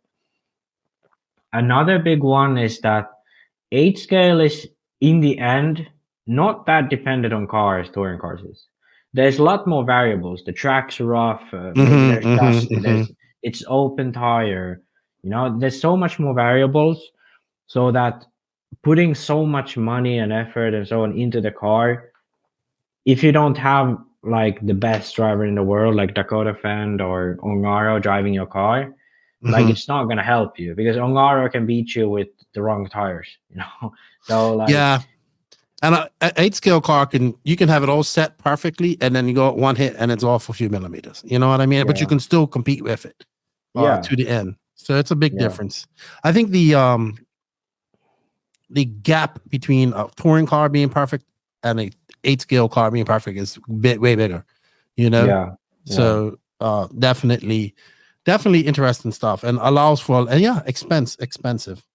All right, Max. Well, great. We geeked out on the 10-scale touring car world for about a half an hour, 45 minutes. Now we're gonna get to all the juicy, silly season talk, but that, as fact, is brought to you by Sidewinder Fuel. Sidewinder Fuel. Morgan Fuel has been collaborating with many of the world's top drivers for over 40 years. This has enabled us to test our fuels in many of the most challenging situations and take the development of competition fuels to the next level. The result is Sidewinder, the market's most powerful racing fuel. This fuel has been track tested and proven by national and world champions such as Ryan Cavallari, Ryan Mayfield, Greg Degani, Mark Pavidis, and many more. Their current top driver is Little Bumble. So he's doing quite well with it. These drivers appreciate that Sidewinder is blended perfectly for the high performance needs of competitive racing. Do not let victory slip through your fingers. Purchase Sidewinder today. Thank you, Sidewinder, for all their support. If you guys are interested in getting some Sidewinder, hit me up. I'll put you in connection with the people that bring it in. All right, Max. So it is now October. Silly season is kind of kicked off. Obviously, we have not really had you on since Rana Falk has departed Mayako. Now we have a bunch of questions about that. So should we just like go right into that and like I mean, I did cover it, but it's, you know, we got people that are asking questions. Obviously, I went to the last race, and at first thing everybody comes up and says, oh, we know JQ and this and and we think Mayako is done and blah blah blah la la la, you know. First off, I want to say, well, number one, Mayako is not done. You're actually in Truggy development right now. You're in charge of developing the Truggy. The e-buggy is about to drop soon. They just dropped their 24 platform as well, and Joseph was telling me that they have some basic kits coming out as well soon too. So it's not going anywhere. So while we're talking about Ronafalk, well, real quick, touch on the Truggy development, and I'll get together with what I want to say about Ronafalk. Yeah, so actually, I think the Truggy development is really cool the way we're doing it, because this is for MPC members. This is a chance to really, like, for those who are really passionate, who want their ideas to be heard, who want their ideas out there. Like this truggy development process is one that they can really put input in. So right now what we're doing is we're having NPC members who have been interested in starting out the initial prototyping phase, and we're gathering data of what stuff we need and what kind of parts we can use. And basically what I'm doing is gathering all the information from these prototypers, the basically people who want to build a Mayako truggy. We're borrowing some parts from other cars and building a prototype within the NPC. And yeah, I gather the data. We see which direction we might want to go into, put it into design, and then we are in the future obviously going to be releasing Mayako truggy, hopefully. And e-truggy. Yeah, okay, yeah, that I forgot to say. We already have both. We already have a Nitro and e-truggy in the prototyping phase. Obviously, these are very secret, and if someone comes to ask, it's not really a Mayako, it's a Techno truggy. Unless it does really well at the race, then it's a Mayako prototype. But yeah, maybe we'll get to see a truggy sometime next year, hopefully, for more members. But right now we're starting the prototyping phase, and yeah, right. Mayako's not going anywhere. People, yeah, exactly. That was the first thing I heard from people. So unfortunate, Ron Falk is going. I was talking to him the other day. Obviously, so here's what we see Hampus. He went to X-Ray, right? And we know Hampus goes where David goes. So, I immediately messaged him like, "So, are you going to X-Ray?" And it's like, no, he hasn't decided anything yet. That's what he told me. I think it's X-Ray. Like the whole rumors at BuggyLand, from what I'm hearing, from like the whole rumors and all the talk was him going to X-Ray. He did say that he is going to be doing an EOS this year, because I was like, so does that mean we'll see at Florida Carpet Championships, or something like that? But he said no, he's going to do an EOS. So he's obviously going to a company that has a 10 scale car. Right now, how much are you pretty sure he's going to X-Ray compared? Like what percentage would you give him that he's going to X-Ray? And if he's not, what other companies do you think are open to him? I think TLR or X-Ray, those are the most likely options. No S-Works? I think Infinity? Well, I mean, okay, Infinity would be one, but I don't think Infinity is that serious about racing. Like, from what I'm gathering, they are kind of like, they are not interested anymore. So I've heard that too. Yeah. From what it looks like, obviously we don't know what's happening there, but like, I don't know. It doesn't look too promising when the drivers rather go play golf than to go to a race. All right. They didn't go to 10 scale Euros. They don't have a 10 scale car. Oh, you mean on-road, nitro or electric? They didn't go to either. They went to the 8 scale on-road Euros, but didn't know that. I did not know that. Yeah, so I don't really know what's going on there. So I don't think it's Infinity. Okay, put it shortly. Well, I could. Okay, go ahead. Sorry. Yeah, I think X-Ray is the most likely option because they don't really have an European driver apart from Bruno, obviously. But even now, Bruno didn't make the main, so who did they have? They had no one really. Like, okay, Skidmore, but he's not a guy who can win the Euros right now. So it's pretty much David who would be the number one guy. Yeah, I mean, when I do all the math and I think about this, I think this is it, right? I think he goes to X-Ray because they do need that 1/8 scale, that 1/10 scale guy, steady guy. Plus, he can do on-road. I'm sure his focus would be off-road. But then at the end of the day, I think what happens with him and Tasman, because it's no secret that one of the reasons that things happened when Saul at HB, because they didn't get along. I don't think they got along to this day. I think if he goes to X-Ray, I think. Do you think Tasman stays? Do you think he's out?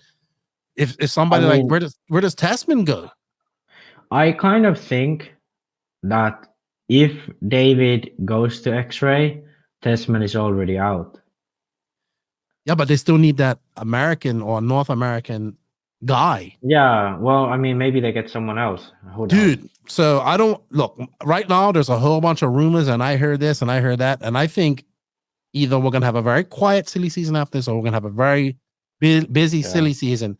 But I have a lot of theories going around in my head right now, and if I see certain things going into place, I'll know that I'm on the right track. I don't want to say it, but if I'm telling you now, if I see something happen, and everybody's gonna be like, oh, I'm gonna tell you right now, I am subliminally telling you I knew or I figured it out. I just can't say it because I don't want to. It's like hearsay. It's hearsay, but where there's smoke, there's fire. Well, let's touch on the situation, because I explained the situation as what happened between Mayako and David. In the last situation it's pretty simple. Like, both parties were not happy with what was going on, and they decided to, prematurely go their separate ways. It sucks, yes, because I really wanted David and Mayako to work out. And I know we have a question from Chad Buckland, who thinks that what did Mayako do to cause irreparable damage? But I would say in this point that this situation is 50-50 on both parties, and maybe even a little bit like, so everybody's like, well, did they give David a tire ultimatum? No, if they gave David a tire ultimatum, he would have used the different tires at DNC, right? I think Mayako was very forgiving with that. I know this, and I think Joseph explained it on the MPC. He said that when they hired Ronafalk in the beginning, the deal was not to have a tire company, right? Not to stay free on tires, to help develop the car. So when he decided to go with Matrix in 2023, the key thing about this is that they specifically paid him more to not have a tire sponsor. Exactly. So they paid him more not to have a tire sponsor. He went and got the tire sponsor with Matrix, which, I understand. He wants to make some money, or he wants probably something like that as well, make some more money. But that's kind of where the friction came in, right? And I remember Joseph was saying to me, and he said they were willing to they wanted Mayako to make all these exceptions to the car, but they were not willing to make any exceptions when it came to the tire, right? And I want to know, and I've also heard David's side of the things. I understand that, like, when that happened, there was some, they kind of, you said, well, being as you now got a tire sponsor, you got to do this and do this and do that. And then that kind of started, whenever you're an employee and your employee starts, go ahead. I have in my mind sort of about good both sides explanation. Okay, so go ahead. From Mayako's side, you hire this guy, you pay him a little bit extra so he can have the best tires, best everything to support his. Okay, first year he wins a lot of races, wins the Euros, finishes second at the Worlds, wins e-buggy at DNC. Pretty much a perfect first year. This driver, against your wishes or ideas, accepts tire sponsorship where he gets a lot of money, not a little bit, a lot of money. Okay, so it's purely on money basis. Okay, and he has his complete freedom to do that because I don't think it was written in the contract. Okay. It was just that he needs to have competitive tires, Okay, and then this driver who accepts a lot of money from this other company stops winning. And this most likely due to tires. Okay, David didn't practice a lot. I have to say that he did not practice as much this year as he did last year. DNC, 100% on tires. It was like a no-brainer. The Euros, definitely a big issue with tires. Races like IBC, tires weren't such a big issue. There's other things, like maybe he wasn't feeling as confident with the car and so on. But there were races where tires were a big issue. Races where tires weren't that big of an issue. For example, the electric Euros, tire definitely played a big role there. And yeah, I think what then happened was that you basically hired this driver, paid him a little bit extra to make sure he's winning. He stops winning. So his value to you as a company in marketing goes down a lot. He's not worth that. Like we're talking hundreds of thousands, like all the expenses that goes into Ronafog a year, a driver of this caliber. That those expenses are not worth the results he's getting, because in the end, most of what David does or any top driver does is the results. You know, like yes, David did a lot of like NPC calls, a lot of outreach and stuff like that through his social media. But at the end of the day, most of what he did was have good results. Now, when he did not have this, then obviously, like Mayako wanted, like, okay, can we do this? Because obviously now you're getting a lot of money from this other company. We are paying you already a lot. Could you do a little bit extra? And then obviously, because that's not in the contract, there's like both parties aren't happy. Now, from the side of David, the same story. Basically, he thinks, okay, this tire should be good. We have developed it, whatever. He thinks it's a solid move. Turns out it's not. He's not doing that well. He needs to try to perform to a level that he was performing last year, because he can't really accept that the tires are bad, obviously, because of what he's agreed to in the Mayako contract. He tries to like do all kinds of stuff. This leads to him maybe losing confidence or whatever. And, you know, the results get even worse. It's a downward spiral. He wants the stuff to change in the car because he thinks there's issues in the car. We tried some prototype parts which had some potential. There was disagreements of where these parts allowed to be used at the Euros.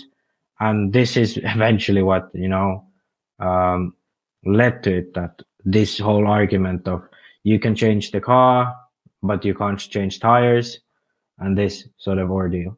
Okay, so at this point, Mayako is stuck with a driver that's not getting results. They're paying him a fuck ton. And David is stuck with a manufacturer that doesn't really want to do what he's doing because he's running the wrong tires, but he still wants to hold on to the tires because he's committed to this through other means.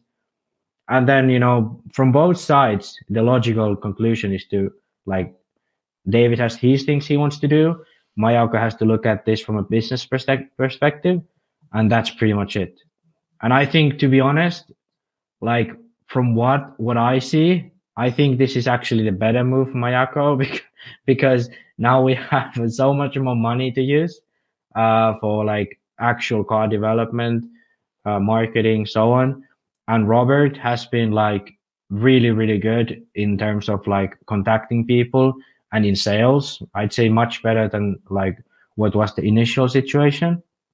So, and David probably will get the manufacturer that, you know, he will get his car that he thinks is the best, and he will get his confidence back, start from a clear plate. So I think actually both parties are going to end up winning in this. Mm-hmm. But yeah, it's unfortunate because basically both parties like spent a year and a half or like just, well, obviously one European Championship, world second place, but you know, could be a lot more. Yeah. Do you feel that after that? So here's the two things that I just can't get through my head with this. And the one thing is, why, you know, we see all these other car companies that allow these guys to run, especially something like, let's be honest, like developing tires takes a long time, right? It takes time. We saw Matrix have some success this past weekend at BuggyLand, but we're going to talk about that as well. We see T-Pro did it. We see other tires do, where you can run, you're pretty much open on tires. If they don't have a tire that works, you can run whatever. I don't understand why there was such a hard stance with this, right? Money. They offered him a lot of money. No, but I mean, even from the company side of things, right? Even from the company side of things, like you want that guy to still be doing good, right? You can always play this off as, hey, he's developing tire. Like they had no tire for America. Like we know that. No tire for DNC. There would have been nothing wrong with him driving a different tire and then them learning from that, right? This is what I don't understand. And two, I think it's just marketing. I think it's just marketing strategy. Like, you know, so make him look bad the entire year. It's like if a Ferrari driver drives a Mercedes, you know, like you don't do that. I think it's a pride thing because Matrix is still like a really old brand, you know, in on-road. And I think they were confident that they drive. Oh yeah, especially if they had to use because especially if they had to use hot race tires, they wouldn't have liked that. Yeah, because like hot race and Matrix, they like hate each other deeply. Like anything they can do to fucking piss each other's cereals, they'll do. You know. That's true. So that's true. So I just think thought like, about that. I just thought about that too. Yeah. So but I here's think my just second pride. That's here's my thing. second thing. Yeah. Go ahead. Finish that. Sorry. No, I was just gonna say like pride from Matrix end, and then like you will respect your money, you know. Right. So, and then the second thing I would think that I think after the situation with when David was made to choose between those two people, I think that's when the disgruntled part came in, and I think that was where his lack of wanting to go out and practice and do anything to make it to do things better, and other things in his life going on as well. And I think that just, you know, when you get in, you can either do, when you get bad results, you can either get back on that horse and go at it harder, or maybe he just was like, I'm tired of this, right? And I think it unfortunately led to all of this, and that's why I said it's not necessarily all of Mayaka's fault, it's not necessarily all of David's fault, but in the end, I think this is the best. Like everybody thinks it's like some big blow up, like they did this, they did that. Yeah, it's nothing like that. Like when I talked to Joseph, he was like, yeah. He was like, when I had the meeting and he didn't want to, he didn't say some words that I thought he should have said, I knew it was never going to work. And he said it wasn't all about results. It was about the attitude towards it, you know? Yeah. I will say this. If he does go to X-Ray though, X-Ray has a long history of fuck your tire deal. You will run what's best. So it's going to be very interesting to see what happens when Mr. Hootie says chassis comes first. Now, X-Ray way more established than Mayako, you know, probably can throw that type of weight around with drivers. I think you're going to have to do what Hootie says. And if you don't, you're going to get in trouble. I think that's how they're going to look at it. Yeah, I think like from like what happened with David this year, he was very different this year than last. Yes. Last year he was humble. He was like, okay, let's get things rolling. This year, like he was much more disgruntled. He was disgruntled. I would say like in a disgruntled. I know exactly how he feels. That's why I'm trying to say I understand his side of things. I understand Mayako's side of things. It's like if you're gonna mess with like, oh, you want me to now do things that I didn't have to do to make the same amount of money, right? Yeah. I'm gonna be upset with you, you know. And that's just anybody who's working any type of company. If you're employee, for sure.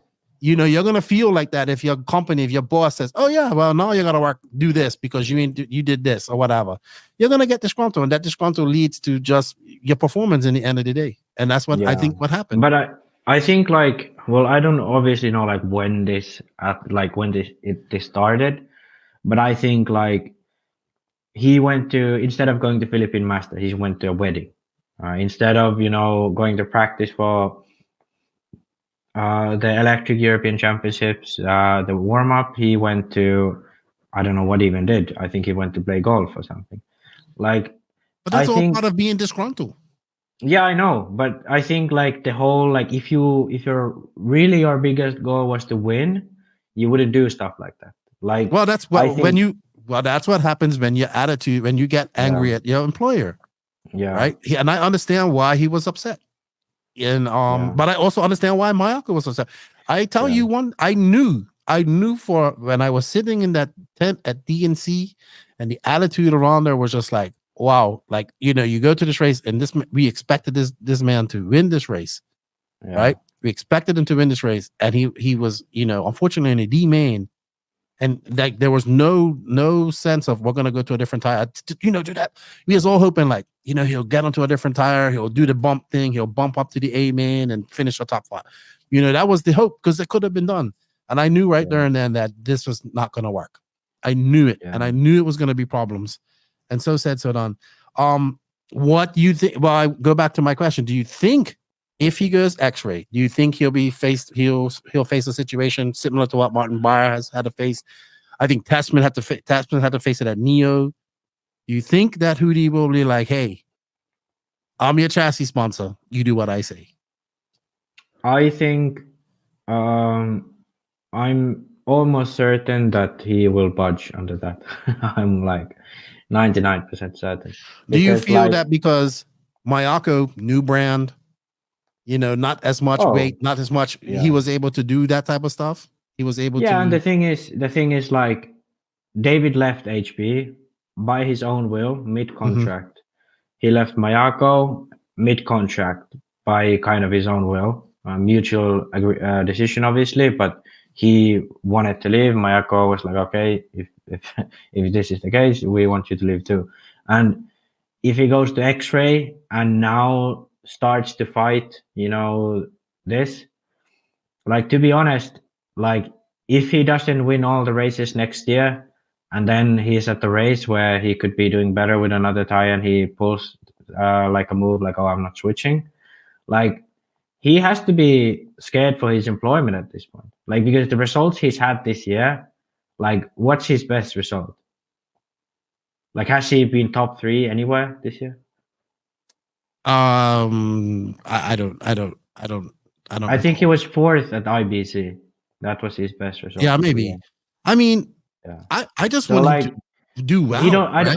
Yeah, that's the thing that annoys me the most, that it's not the car that's making him perform bad, because he did perform well last year. There's no like thing about that. It's not fully the tires, because ONROAD is still doing okay. He's not doing as well as he did last year, but he's doing still well. Last year ONROAD has been racing a lot. Well, he has, but also like ONROAD dominated a lot of the races last year. This year has been actually struggling at some of them. So, David could be doing just as well as ONROAD is doing, So you think it's a little bit a mixture of everything, being disgruntled, not putting in the work, a little bit of the tires, maybe not confident in the car, all of that stuff. Getting a manager to being like, he's like, let's be honest, he's closing in on 30. He's looking at his savings account, he's thinking about life. Like, it's not about, oh, I need to go to the RC track and win. It's more like, I need to go to the RC track and get some money and win and, get all that thing. So I think it's a combination of, like, I think he's being pulled in so many different ways. He's probably being pulled by so many different ways to go. So, and look, people are going to say, well, Lefty and Max, you're biased because you're Mayako guys. Look, I run of to my boy. I'm trying to stay as neutral as possible in this whole situation. I'm not happy about it. I talked to him the other day. I told him, I don't care what brand you run or not ever. I just want to see you get back to what you can do. And that's being the best in the world, right? Because I still think he is one of the best, if not the best, all around RC racers in the world. And I just want to see him get back to that. I think some decisions were made in this last year that probably he's going to have to figure out a way to get over them. And I knew that was going to happen because we're almost on 2 hours. We still got lots to talk about. I think he's going to have to just figure out how to get over that, put his head down, get back at the track and put the work in. But I think he's going to come to if he goes X-ray, because we aren't sure if he's going X-ray, I'm pretty sure he's going. It could be somewhere else that is going. Or it could be it could be a whole different scenario altogether that nobody even thought was going to happen. Who thought it happened? This guy. I'll tell you a scenario. Okay, this is my scenario. He went for 2019. He went from 2019 to 2022. He went with a car sponsor, but no tire sponsor. What if now he goes with a tire sponsor, but no car sponsor? That would be something. That's his, like maybe like he's trying to play some 4D chess. He was like, okay, let's try this Mayako thing.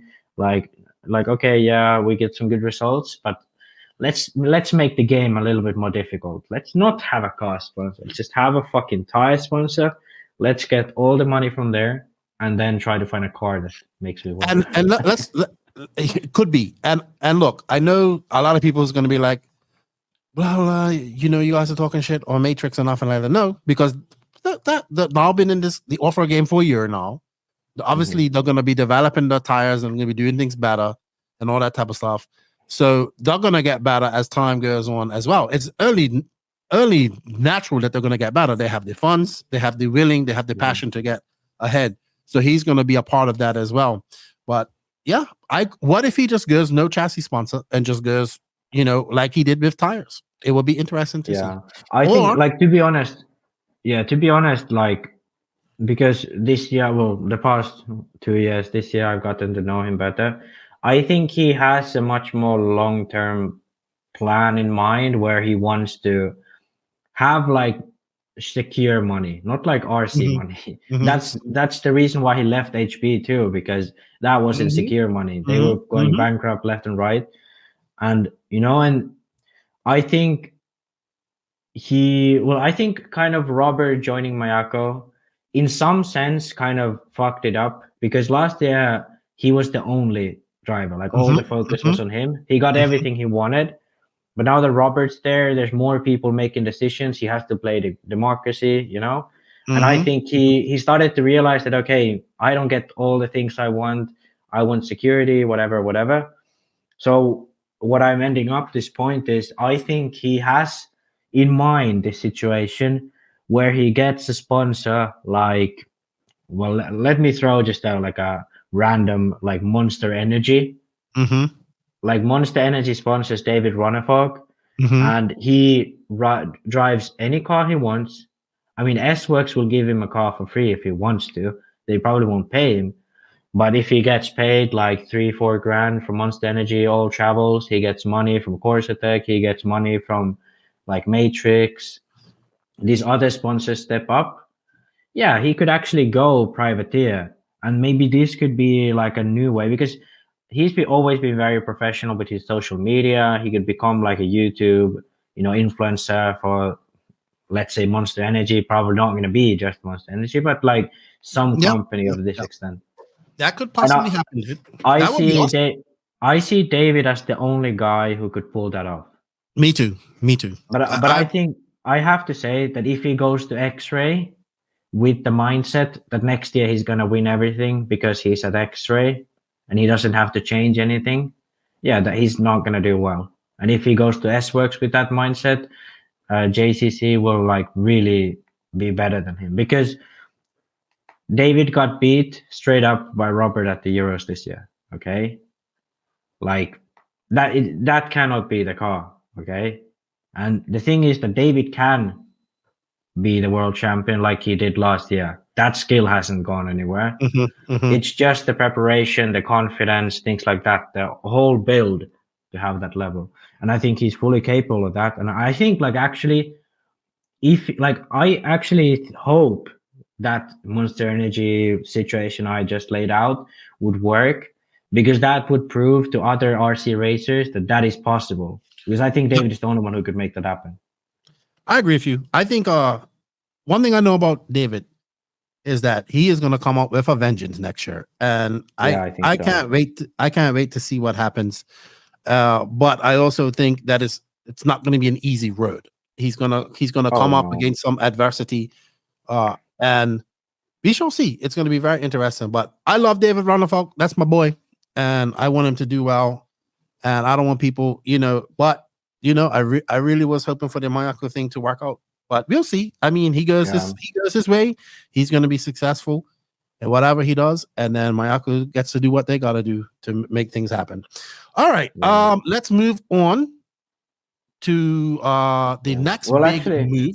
Okay. I want to say one thing. Like, what David did for Mayako was actually like great. Like he did last year, everything was perfect. He didn't really put a foot wrong anywhere. So I think it just maybe like the things that were happening on both sides didn't happen at the right time. I think that's the biggest issue in the end. And I could understand him being disgruntled and upset at what happened. But I understand both. I understand why Mayako was upset. So it's like it's like, I'll tell you what, it's like having it's like being best friends with two people and they don't like each other. Yeah. They don't like each other. Or we were all friends and now you guys are fighting. It sucks. But to be honest, I don't think it was that personal between anyone.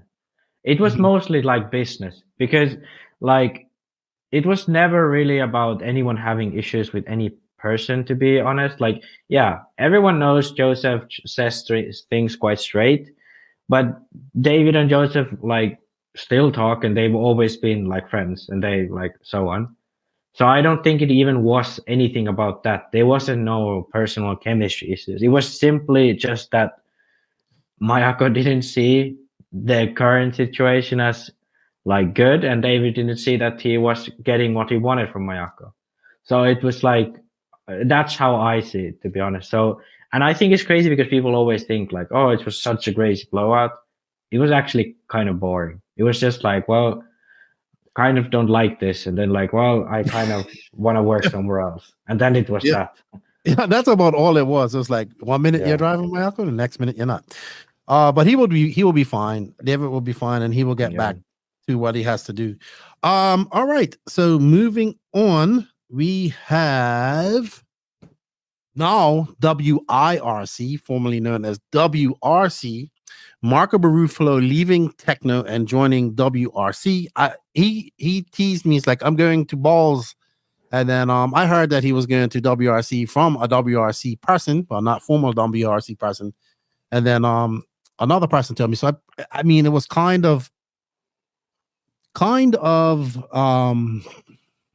inevitable. You know, he's Italian. It's Italian-based brand. They wanted him. I think I think it was normal. It was going to happen. Now, while that was happening, WRC America like imploded. Now, that's what people think what happened with Runafalk and JQ. But what happened? Did you follow any of the WRC USA drama that went on? Not really. Like, I don't really know what happened. All I know is that the manufacturer was like, hey, we're stopping. Then some people like, hey, we're quitting. And then like nothing was announced for it. I'll explain what happened. And I'm gonna try to be neutral in this as much as possible. So obviously WRC has had a sketchy type of start in America. Remember when they first got lots and it had some distributors that wasn't showing up to races and all that type of stuff. Then Rob Isaac from Fame Wolf and USRC, he got involved and I believe he supported lots for a year. Then Matt Kennedy of Send It RC, who's a great dude. He brings in servers and all that stuff. He took over distribution of WRC. Now, remember this year I said I went to PNB. They hired. So also backtrack. They hired Chris Morant, who's a Midwest racer, and they hired Dylan Caldwell, who's from Texas, to be their team managers. Now, from what I heard, it was supposed to be Chris Morant was supposed to be like the senior team manager, and then Caldwell was going to take over from that as they went on. Now, I remember like SIC, Caldwell went. He had a good showing on the car. I think he made the A main. I saw them at PNB. They had the tents up, all that type of stuff. And I was like, yeah, this reminds me of JQ Racing back in the day. You know, there was like my buddy Andy Kirk and a lot of different guys on Facebook. You know, I saw the brand, you know, making, you know, going forward. In America, they hired Cavallari. Mind you, Cavallari didn't have the best results, but I think that was tire-based as well because he went to Wicked Weekend and got a fifth when he switched over to TZO a few months ago. So I thought everything was going smooth, and then I started seeing some kerfuffle. There must have been a kerfuffle with one of the. I'm not trying to get all involved in it, but in the end, the guy Morant quit as manager, and then Send It RC quit as distributor. And wow, did they ever like not necessarily them, but there was other people. Man, that stuff went to Facebook, dude, and like for 2 days, it was just like wow.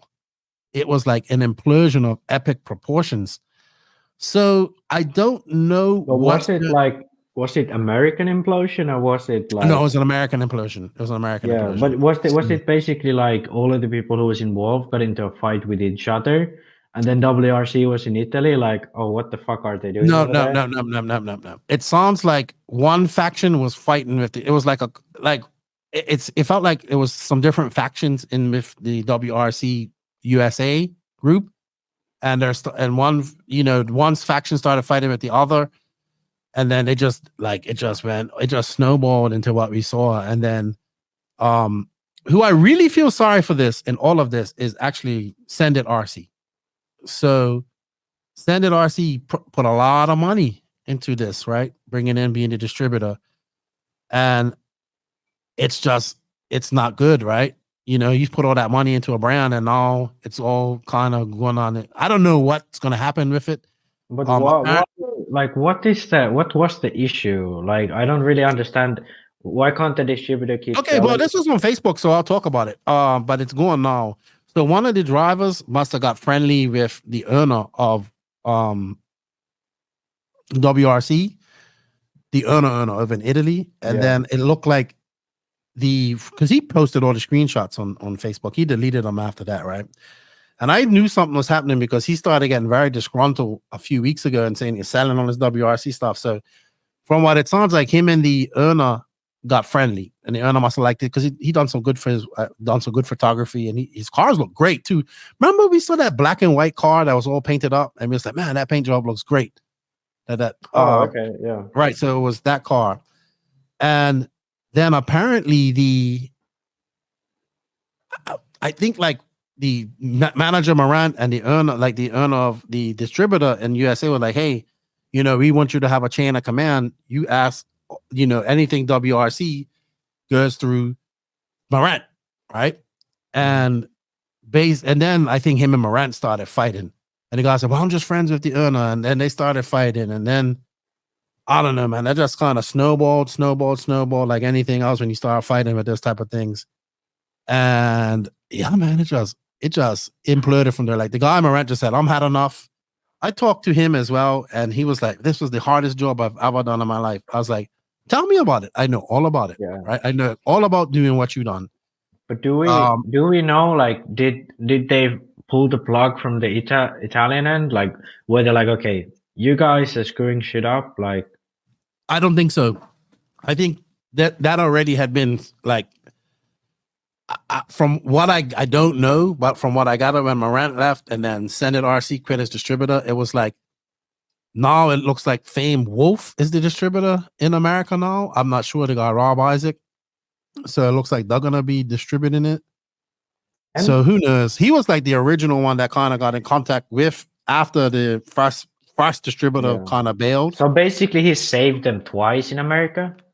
I don't know what's happening with that. Basically a little bit, but it also might been, he might have been part of it might have been I don't know, dude. It is such a whole bunch of stuff. And then like even Morant was saying, also one of the complaints was that Italy wasn't listening to the American market. That's what I heard too. Okay. So they weren't listening to what the American guys wanted and all that type of stuff. But it's kind of sad because all that hard work over the last year and a half kind of went down the drain. Now they got to build that, like, now you got to know, like, so all the guys that were on one side of the faction, they're going to leave the team. Yeah. And then those guys are kind of pissed off because some of them, they pre-ordered like the new Truggy and e-buggy, and now like they want to get their money back and they can't, or they're trying to. I don't know how that's going. I need to find out with that. But it just was messy. So Fame Wolf is going to be their distributor. Apparently, I saw a post with that. The both factions kind of took down their Facebook posts and all that stuff. But the real person who I feel bad for is NNRC, because they went out on a limb and did this, and who knows how much product they have in and money invested in that, right? And then all kind of on the innocent side of all this is freaking Cavalieri, right? Yeah. He's like, man, I just done well with this car. What happens to him? Because now Italy's hired Marco, right?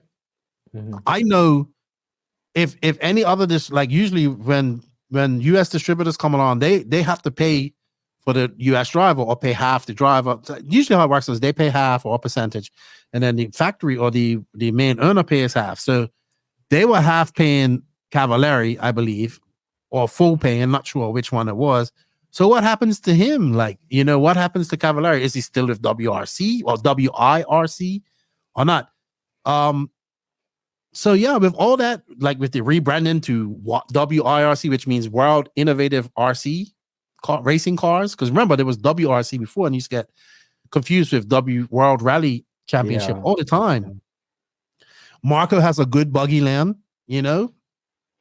It's crazy because like the Lutz year, that was kind of a flop, you know, like Lutz didn't get any good results. He flamed out or broke or always something. But now Cavalieri has gotten some top fives at competitive races, made the main at DNC. Like, pretty solid results, to be honest, considering what he got last year. Yeah. And now, like, everything goes to shit around him. So. Yeah, so I'm like, I don't know what's gonna happen here. Like, is he out? It sounds like he's out, right? But Marco's coming to AMS in the car. Had a good weekend this past week. I think he finished 4th and he won Truggy, even though it was only him and Boots and Figueiredo and Truggy. But it's like you do all this, you sign Barufalo and do all this stuff, and then like on the other side across the pond, like it crumbled, and it crumbled. I think the fact that they have committed to going to AMS. But I think that's more Nicola than anything. That is true. Because when I was like, hey Nicola, I want you. He's like, Nicola's like, I will bring Marco, like, because Nicola takes Marco pretty much. Yeah. Wherever, right? So I don't know, man. True. It's I probably not WRC. It's Nicola. I mean, I'm pretty sure they're helping. Well, probably, but they didn't have that idea. Like, probably it was Marco who asked, "Hey, can you give me plane tickets?" And that was all. I mean, but it all that hard work they put into building the brand over the last year or so, and it kind of just went down the drain in 2 days on Facebook. Yeah. And now I don't know. Can they? I mean, if Rob Isaac is the distributor, he's going to have to dig that out of that hole and get that going again, right? So I don't know what the future holds for WRC. I talked to one friend of mine who runs the car, and it's just like, I'm out, like I'm done. I'm going to get another cars. Like I'm finished.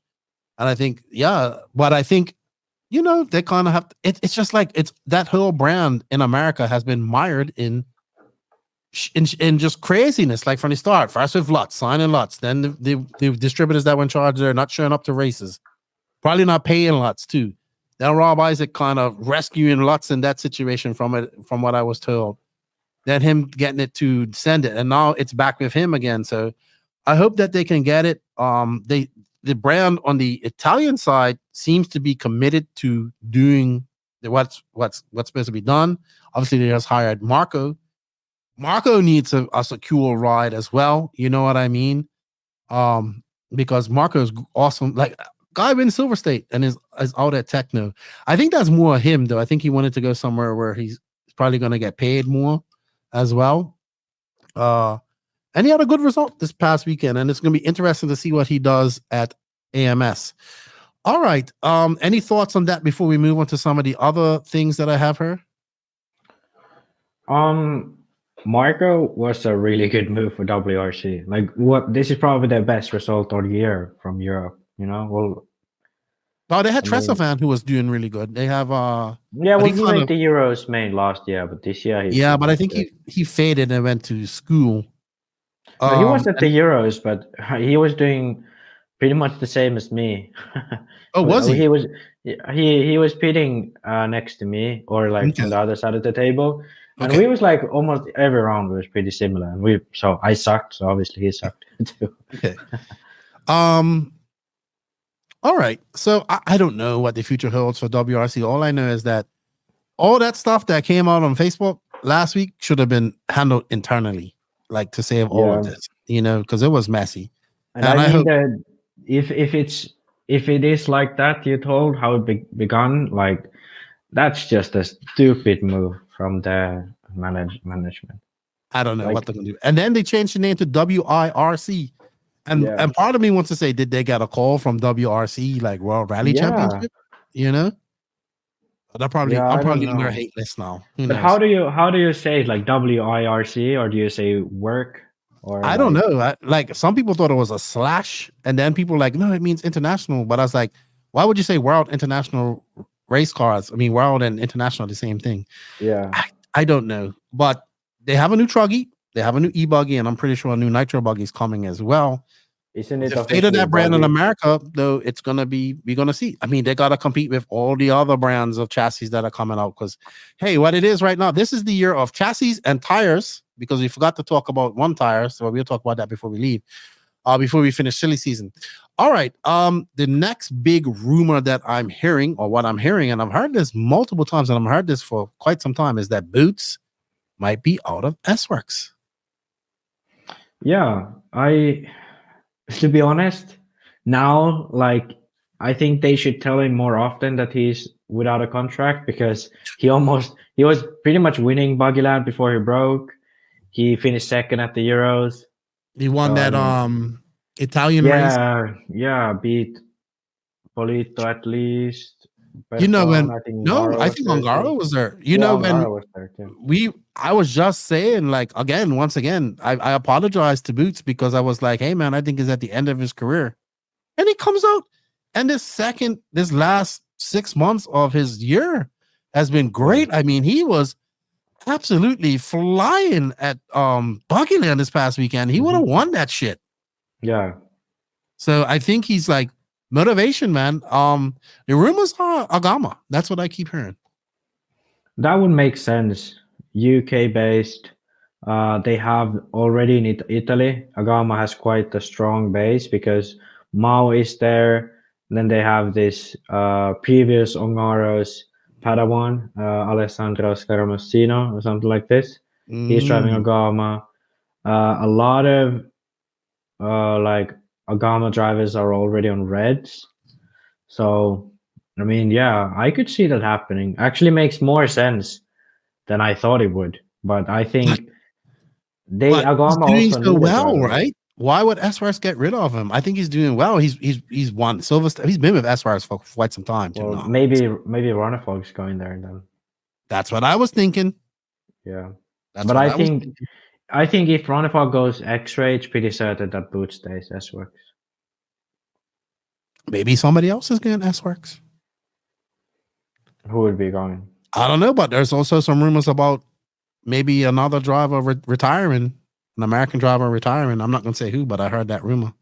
Yeah, maybe Kiddish brothers throw a curveball and go to. Maybe I don't. Does S-Works need the Killick brothers? Maybe not after Buggy. Maybe not.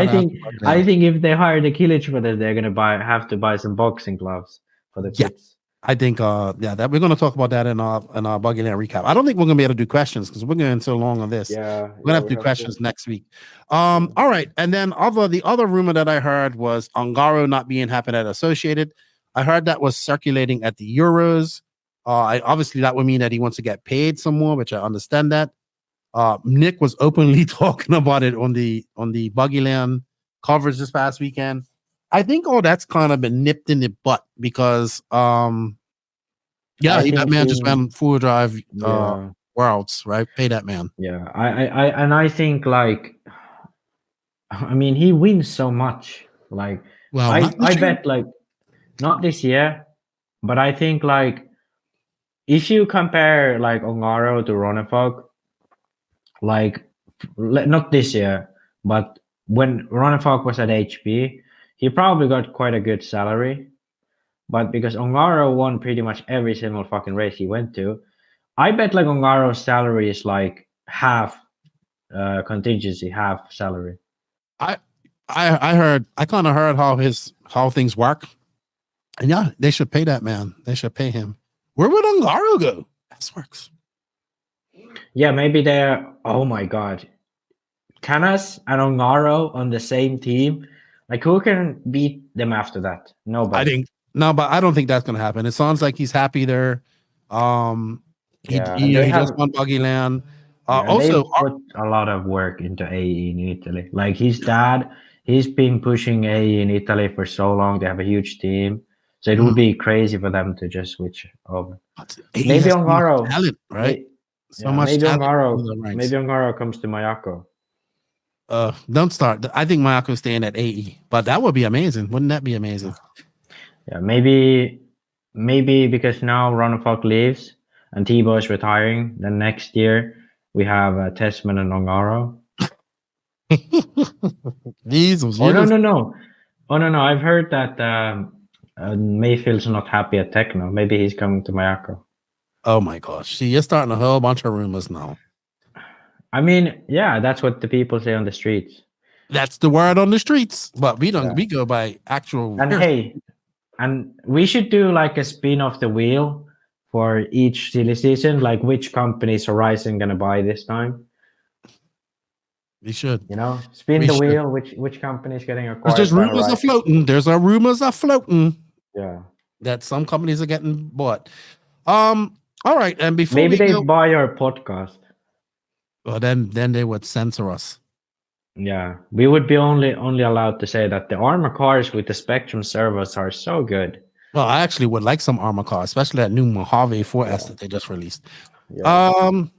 Tires, another tire company. We have Gene the Machine Hickerson with dialed tires because I believe he lost VP Pro distributorship that he had for many years. So now he's bringing out his own brand of tires, dude. There's two things I would not do in RC right now. I think that explains the current tire game right now. You lose distributorship, so you just make your own. Yeah, dude, I don't. There are so many tire brands out right now. I don't know if that's something I want to get involved in. And then you got, it's so much competition. Yeah, I think it's just like a huge pyramid scheme. It's like, hey, I'm making my own tires and I'm getting rich off of this. You do it too and tell your 3 other friends, you know.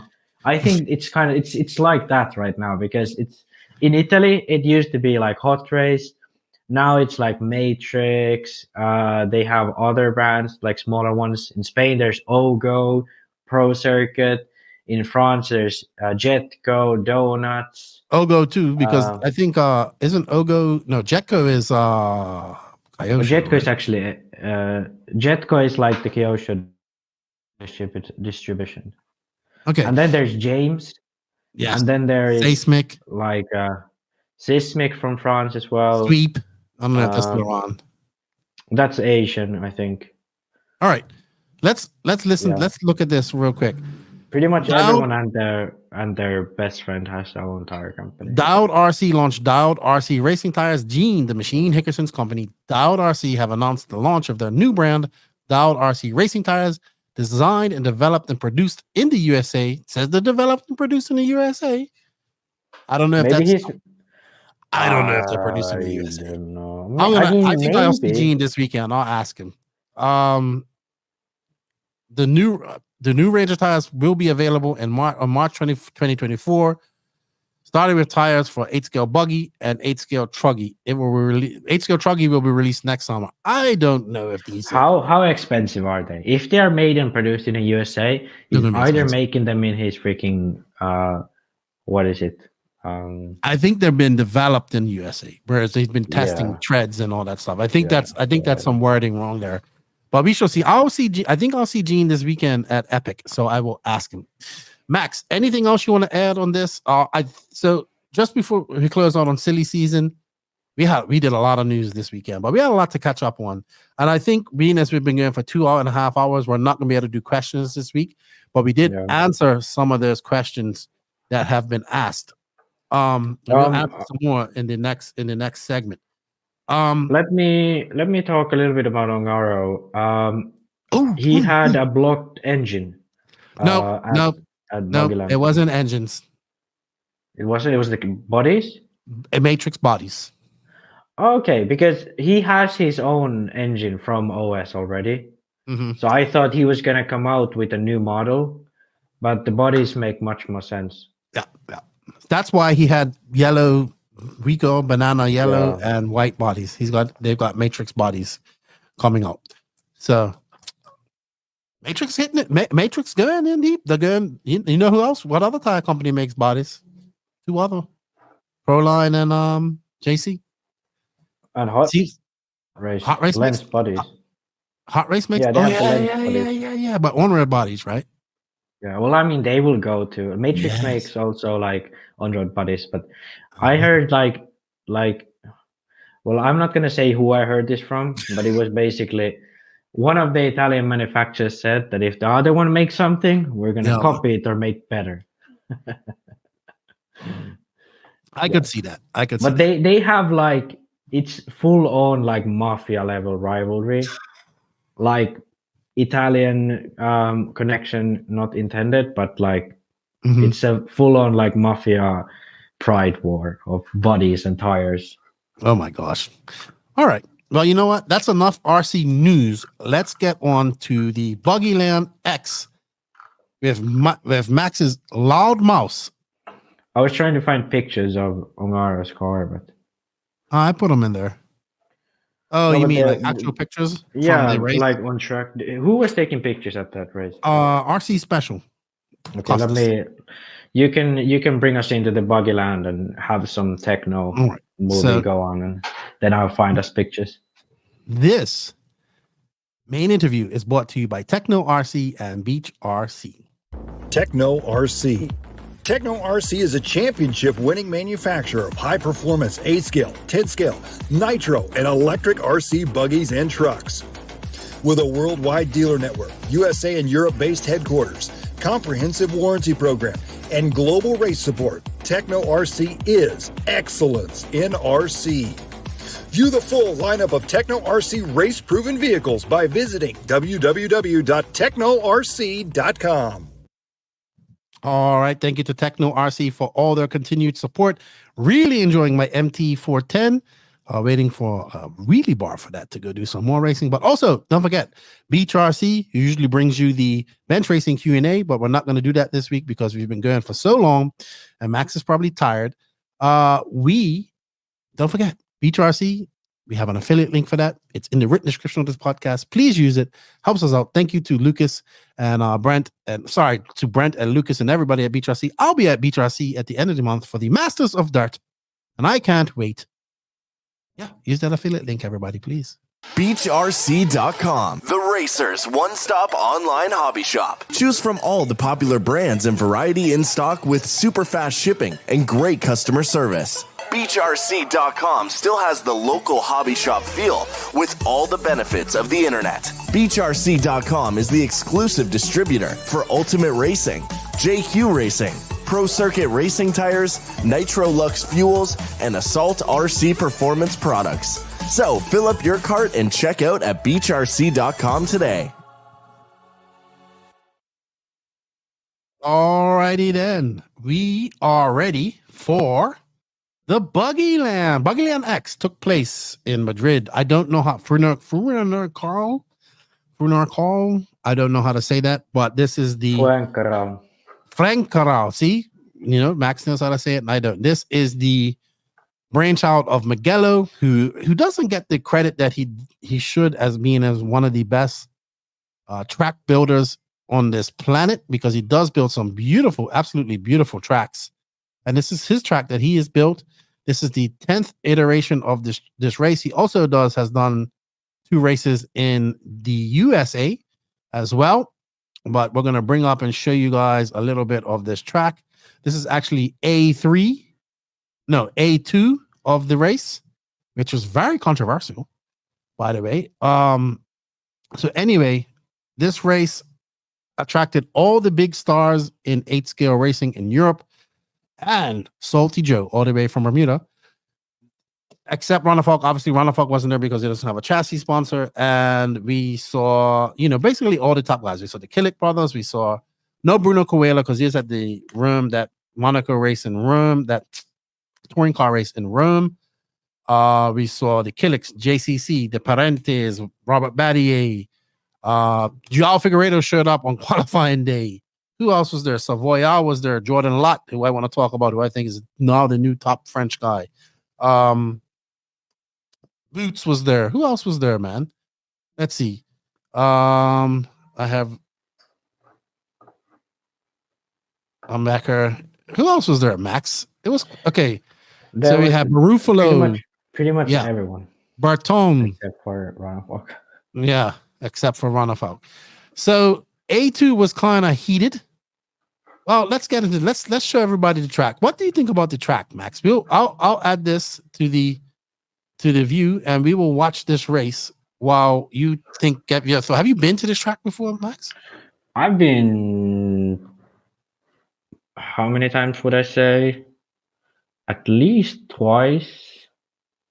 Once for Europe 2014, and then once for practice, at least.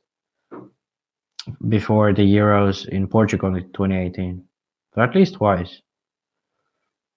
It's a very, he does, like, Miguel always does this very, how do you say, like up and down, roller coaster, cambered, you know, these type of layouts. A very high elevation, things like that. So it's always been a really actually flowing track here. It's usually quite high grip. This time it was much more slippery than it usually is. Maybe it's the fall time because it's actually BuggyLand. It's usually rather slippery. Not like really slippery, but like not as grippy. But during the summer, it's like really, really like full on, you know, maximum grip. How do you call it? Okay. I really wanted to go to this race, and Jake was like, "You should come," and I was like, "Well, I can't really get budget for it." But I did get to be a part of this race last minute, as Matt from RC Racing TV contacted me to be a commentator virtually. And it's funny because I wasn't sure how this was going to work out.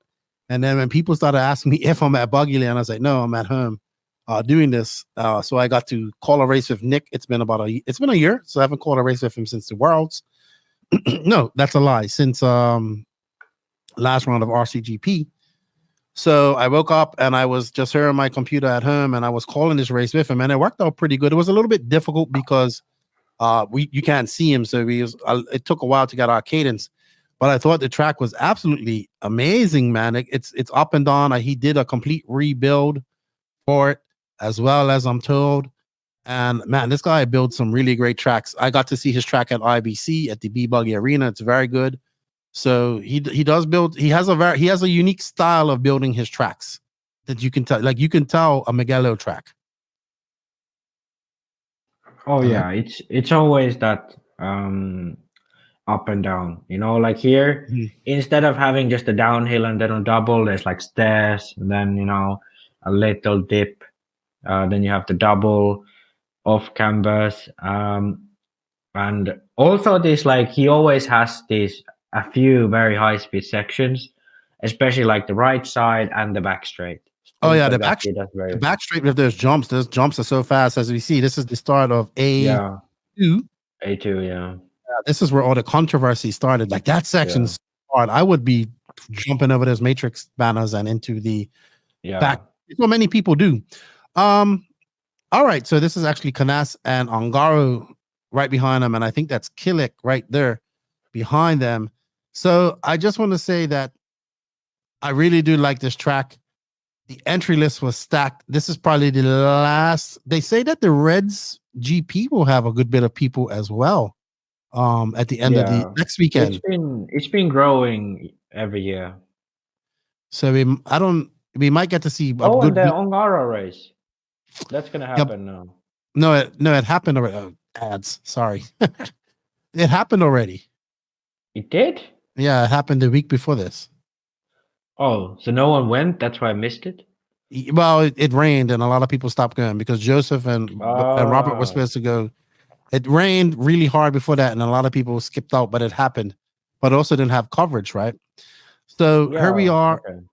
Here we are with Ongaro and Canas. Canas was fast again at this race. I think he kind of goes into this race as the favorite, especially after coming off that dominating win at the Euros. You know, this has just been like the year of Canas. He's had this is his best year to date, but he made that mistake right there. But one thing I can say is that Canas made a lot of mistakes this weekend at this race, and this is actually what cost him a lot. So you got Canas, Ongaro, and Kilek. So we're watching this race because a lot of kerfuffle started in this race and then finished in A3 of E-Buggy. So at this race they had E-Buggy, E-Truggy, Truggy, and it's formed like an American race. So they have sportsman, intermediate, pro. They had a 35 plus class, which JQ absolutely blew it and could have been champion of, but he blew it on the last lap on the last corner. So it's very much styled off of American race, different because you don't see this over in Europe much. It's usually all IFMAR style, ladder style mains. So this actually had A, B, C, and D. They had triple electric mains for everything. So they only had like a B main in most classes, I think, maybe a C main, but everybody got triple A mains, triple 10-minute A mains. So you got lots and lots of runtime at this race. Yeah, but I think actually it's kind of unfair that electric classes get so much less track time in general if you have the single main. Like obviously in America, Nitro gets so little track time too that it doesn't really make a difference. But a lot of European races, like with a Nitro, you get 20 or even 30 minutes sometimes, and electric you might get only 10-minute main. Yeah, well, the AMS at the race I went to, Georgia Peach State Classic, everybody got double mains, and then there was triple mains for the A mains. No, I'm fine with that. Give everybody double mains and then triple mains, especially at a race like this where it didn't have that many entrants. It's possible. And AMS will have all double mains and triple A mains for electric. Truggy class wasn't too big. It was only 10 entries. Marco Barufalo won that, and Boots came second. E-Truggy was actually bigger, was 16 of them. I think E-Truggy is just gaining popularity worldwide. We saw John Perek Sartell, who is European champion of the Sartell family, running Techno too. I saw that a lot of French guys are running Techno now, so Techno must be making a push in France. A lot of Kyosho came because this is apparently close to France as well, and a lot of the French Kyosho guys came over. Actually, you know what was a good race too? The B mains of Pro, because they had like Petco, Jordan Lott, and a couple other fat like Montero and the Baldo brothers. Those were some good mains, man. Right where in that corner right there, we saw Petco force a pass right there because he is in the B main.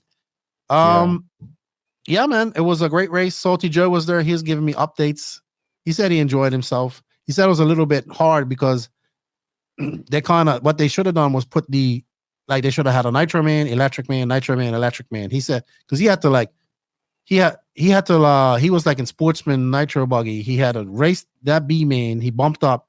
He had to go out and turn marshal intermediate man. Then he was in the A man or B man or whatever for his Sportsman race right away. So he didn't have much time.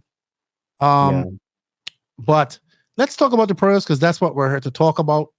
So A2, once again, we see JCC. He's out there. He's doing really well.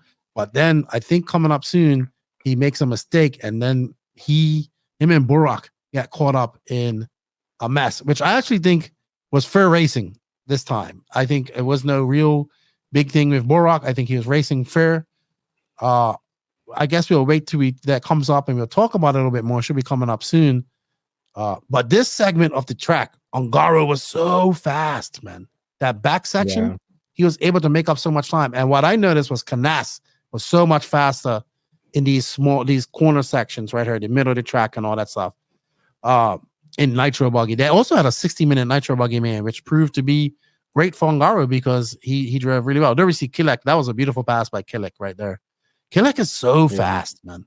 These Kilek brothers are so fast. I think like the thing with Kilic and Canas, it's a lot like what's the difference between them and let's say Ongaro and Ronefok is that Canas, Kilic brothers, mostly Burak. I think Berkan is a little bit different, but Burak and Canas, both of them are able to drive at their 100% at all times. You know, they are able to drive a 10-minute main at their 100%. The issue is though that because that's the way they have to drive, they set their car up in a way where they can drive that way. When they go into a track like this where it's so technical, it's so easy to make a mistake, and they drive their 100%, they easily make more mistakes, you know, like happens with Canas. Whereas Ongaro, I think he's always driving like, let's say 90, 95. And then if he has to, he can go to that 100, you know? Man, but his car is more difficult to drive. Yeah, I can see the battle going on. Okay, so let's go back. So that was actually Burak got in front of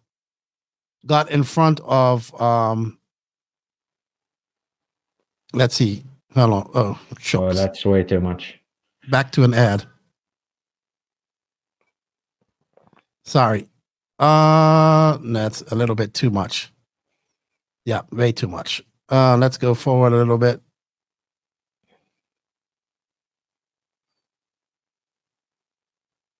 Oh, this is so difficult. All right. Oh, that really didn't make any difference. All righty. So here we see Canas is out front. He's got that's where Ongaro makes the mistake and Burak gets by, and this is where the party starts pretty much. This is where it starts. Yeah, because Burak is flying. I did miss where he passed Canas. So let's see if I can figure that out as well as we go, because it's all clean up to this point, right? Yeah, Burak is like, dude, look how much speed. Okay, look how much speed he's carrying on that back section. Jesus. Yeah, he is flying. Yeah, and also you can see from Canas that he's here. He took a protective line. Now Burak gets by. Like Canas wasn't driving comfortably there, so that's why Burak was just like just trying to find a way by, because like he could see that Canas was slowing down. Right. And now obviously Canas is going to give some back to Burak here. I think so far it has been like, I don't think Burak did anything bad there. I think here is where most of the carnage happens at this lap. I think that was kind of close, but Canas handled it good. And then here, that slowed down. Yeah. Here, Canas, I think this was a fair pass. Canas did quite well. And Burak slowed down. That was actually pretty smart. I think here's where the issues start. Because Burak just straight up T-bones Canas. Okay, Canas gets to go first, but then Burak comes and hits him again or goes inside again. No, see, that's where the scatter action comes, because was Burak had the line, and poor Ongaro, he gets caught up all in the mix of that. Let's see if we can go back a little bit. All right. Did I go back too far? You need to use your arrow keys, dude. Oh, right, in it. Sorry. Okay. Learn something new every day. Yeah, you can go like 5 seconds. See, for all of you guys watching it, you can skip this podcast 5 or 10 seconds back by using the arrow keys too. If watching this again is bothersome. All right, let's see where it starts right here. Yeah, here. Oh, it's at the end of this lap. But starts going up the hill. I think they start getting mad at each other here. Yeah, here is where Canas goes inside. Burak is like, no, you ain't. And here's kind of where Burak just outpowers him. Canas gives him a little touch on the inside, then gets by here. So this is where Burak is like, okay, what the fuck? You hit me and then you try to pull a past. So obviously Burak has to go protective. Here, Burak is actually really smart, because normally people would be a little mad, not focusing enough, and would just go here and touch here. But he breaks, he takes it easy. But then kind of this is a very just stupid move, because there's no way you're going to get inside there. Just straight up T-bone. Okay. Okay, so okay, here we are good. And the issue now is that Burak is trying to go to the inside straight after that T-bone. And here you can see Burak over-rotates the car. He tries to block off the way from Canas. Where Canas is powering out, Burak is like trying to power in. He's like way over-rotated. And this causes the fact that he hits the rear tire of Canas. Canas keeps it pinned. Burak keeps it pinned. Both fly off, and then Ongaro gets collected because both of the cars are flying like crazy. But I think it's just both of these guys just got pissed at each other, forgot that they have actually a race to win. And, that's what happened. But okay, so Burak gets hit her. He does not actually hit Canas her. No. That was just Canas going wild. That's what I'm saying, because Burak hits him in the corner here. He over-rotates. But then it's just Canas going wild, Burak going wild, and then Ongaro getting collected in the end.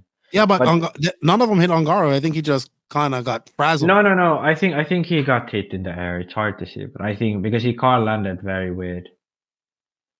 But he gets marshaled here. What happens now? Does Ongaro just continue? Yeah, he continues. Yeah, because he got marshaled, like he cut the whole track, and now he's second. Sorry. Ads. YouTube gets double ads. So they go back and have a look Here's at the it. replay.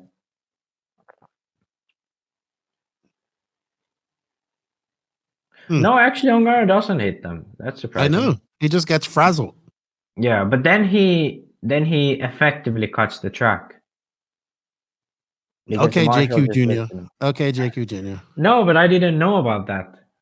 But that's, I don't know. I mean, that wasn't fresh, as the kids say it. Yeah. But then this leads for Barkan and Boots to have a battle to the end, and I think these two get in it too at some point. And dude, you are swallowing loud too. Yeah, I'm a little bit sick, so He was like, I have Max lots is of that. swallowing loud. Not only is his mouth loud, but he's swallowing loud. But Boots is flying. Barkan's flying too. I don't remember what exactly happened with these guys. We'll keep it playing to this. So we agree that's kind of like Canas hit Burak hit Canas. Then kind of they 50-50 on the coming out of the corner. Yeah.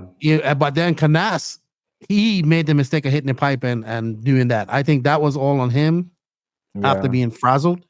But this carried into A3, which RC Special actually has it. But the videos, I don't know if you can see, the video is kind of small. But what I want to do is go see the interaction on the driver stand that they had. So we'll go to that. Let me actually get that. Oh, you're gonna get it? Okay. So this caused a big kerfuffle. And it's the Killix again, as unfortunately it seems to always be the Killix, even though I like them. But I would say in that case, that started with Canas, and it kind of finished with Canas. Like, yes, Canas hit him, Burak T-burned him. Then they kind of turned it. Then Burak turned it. He over-rotated, and I think that was a racing incident after that point. And then the actual crash with Canas was all Canas's fault after that. So he had no reason to be. The only person he can be mad at was himself for being upset that he crashed like that. Because he didn't have to crash. And then even Burak should be upset that he crashed himself. See, Burak is flying right here. Wow. Jesus, he is fast. Wow, he is flying. All right. So we're gonna see the incident between Burak and Boots coming up here soon. As Max finds the RC Special kerfuffle on the driver stand, which happened in A3. So anyway, let me tell my story. While I'm watching A3, I can't see what's going. Okay. So Boots is a little bit upset about that, where Burak kind of got into him. But that was okay. Did you see that? Oh, that's what. Okay. It's like, all right, I'm dealing with Burak, and then Barkan kind of took him out going over that jumble. Let's see that again. But didn't Ongara win the second main? Let's see that again. Let's see that again. Let's slow it down. So here we are, last lap. Burak comes in. He kind of gets a little crazy, tries to go on the inside. Okay, yeah, Boots has reason to be mad about that. Yeah, I mean, that's a takeout. Then Boots comes back across. Still in first. Burak tries to go on the inside. Nothing happening there. They go up, then they're going to set up. Burak's going to go on the inside here. Or try to. Oh no! Boots screws up. Boots jumps to the pipe. Yeah. Yep. That was fair, I think, because Boots went wide because he hit the pipe, and now he takes Burak out. So that's actually 100% on Boots. Yep. That was again. Nothing. Burak did nothing wrong here. Yeah, Boots hits the pipe and goes wide. Yeah, and Burak comes in, takes the line, squares up, and then Boots just hits him in the rear. That's 100% on Boots. And you know who's behind them all? Barkan, like, you hit my brother. Yeah, now let's see. That was just like a racing incident. Boots hits the pipe again, slides into Burak. This was 50-50, that later one. This was 100% on Boots. Burak did nothing wrong here. So here, Boots comes in, hits the pipe, slides into Burak. I think that's 50-50 racing incident. Neither of them could have done anything. And then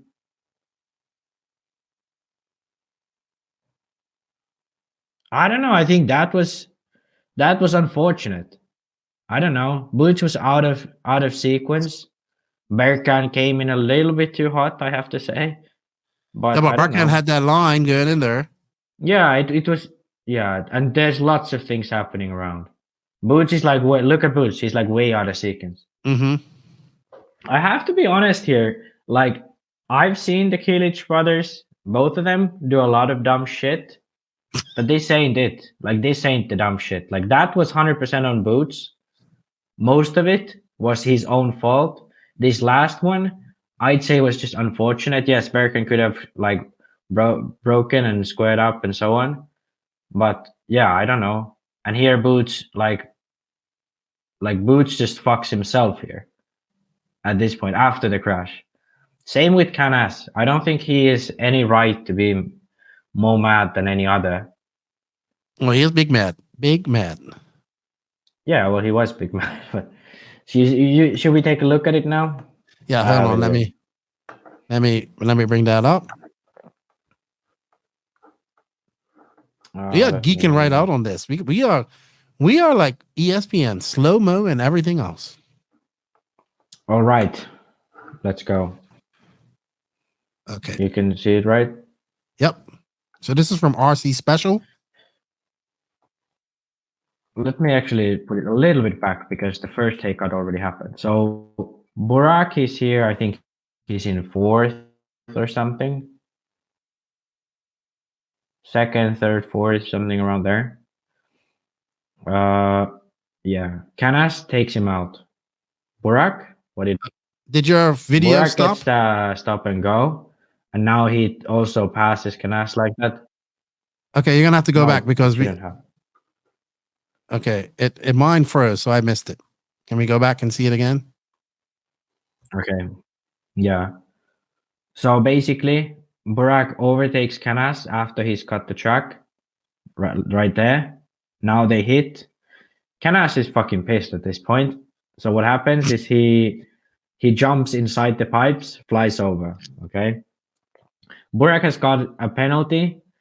And right now he's kind of Ongaro is winning this. No, there's nothing to be said. Canas is way back.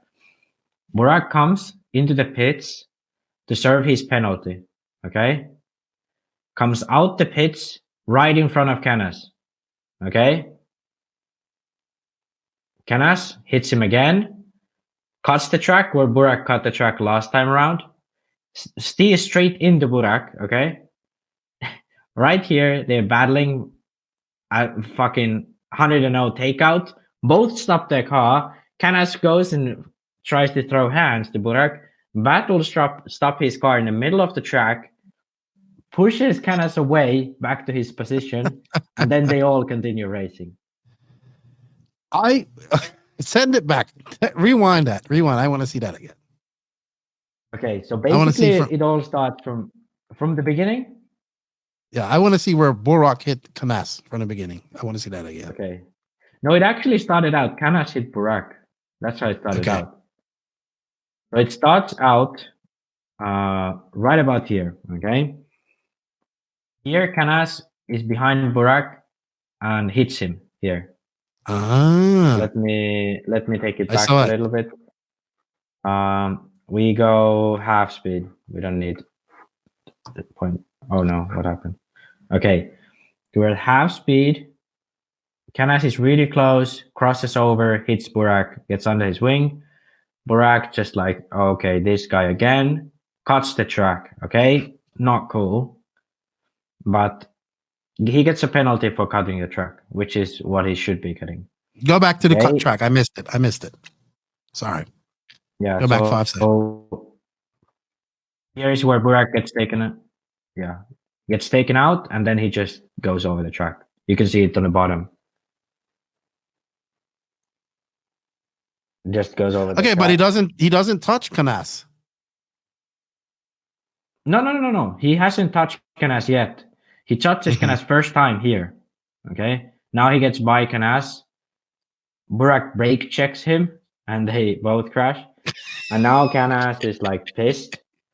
And this is where on the after these jumps, Kanas will be jumping inside here and flying over the pipes like this and rolling over.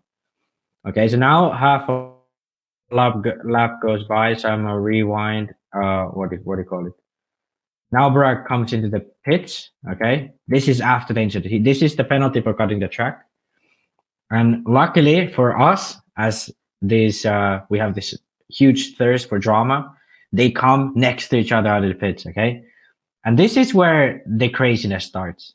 Kanas gives him a little tap, gets squirmy. It's like, hey, you did it last lap. Why can't I do it now? Burak comes back. Kanas just almost like straight up front end collides with him. Then Burak lets him by to show him what's going to happen. Here, like the perfect takeout. A little tap on the rear wheel. And now we can see Kanas here. You can hear shouting on the video. Kanas here, like yelling at Burak. Robert there with his hands, pushing Kanas away. Burak giving him the mean look. This is one of the craziest things I've ever seen in RC. And like, let's go a little bit back so we can see it in HD. Okay. They both stop their cars. Cameraman's like, oh, something's happening. And now we can see the fight happening. Kanas, you can see him on the right-hand side yelling at Burak. Robert's like, get the fuck down. And all of these guys, the race is going on. All of these three drivers' stuff is on the car. Bobby's there and the police. And then Bobby after this, Bobby the policeman. And after all of this, Parente and Barufalo were shouting at each other on the driver's stand.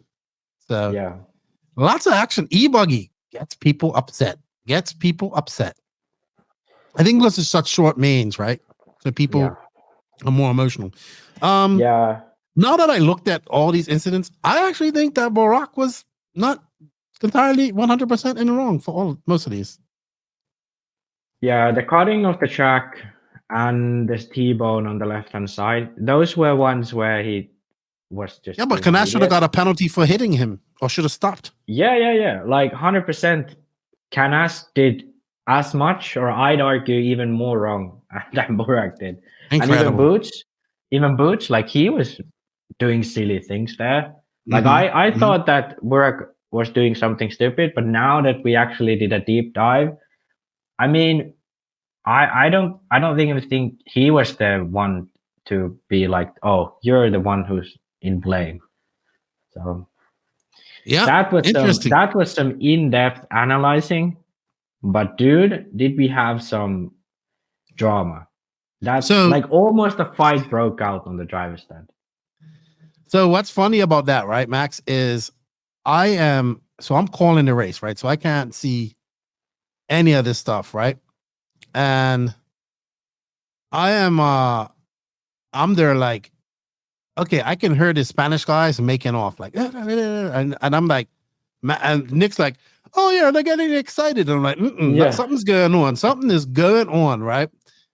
And I looked on at scoring. I look at the scoring because I have my computer. I'm looking at scoring, and I see that Burak and Kanas are next to each other on the scoring. I'm like, oh man, something's going on. Because I hadn't seen A2, right? I just heard about it. Dude, and then Nick's like, look at that. Kanas has stopped racing and he's going to challenge Burak. And I was like, what? I knew something was going on. And what happened after that was pretty much Burak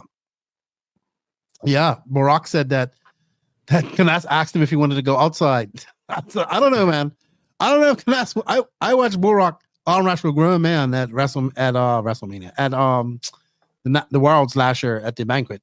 But I don't know. But Kanas might be a black belt in jiu-jitsu. Who knows? But he's a little bit scrawny. I don't know if he wants any of that Turkish. That Burak's strong as. Hey, we don't want these guys fighting anyway. But that was some drama. And then I think before the Nitro Man, they had a whole meeting with him, like, look, we want you guys to calm down. We want this, blah blah blah blah blah blah. Oh yeah, I forgot you had this up.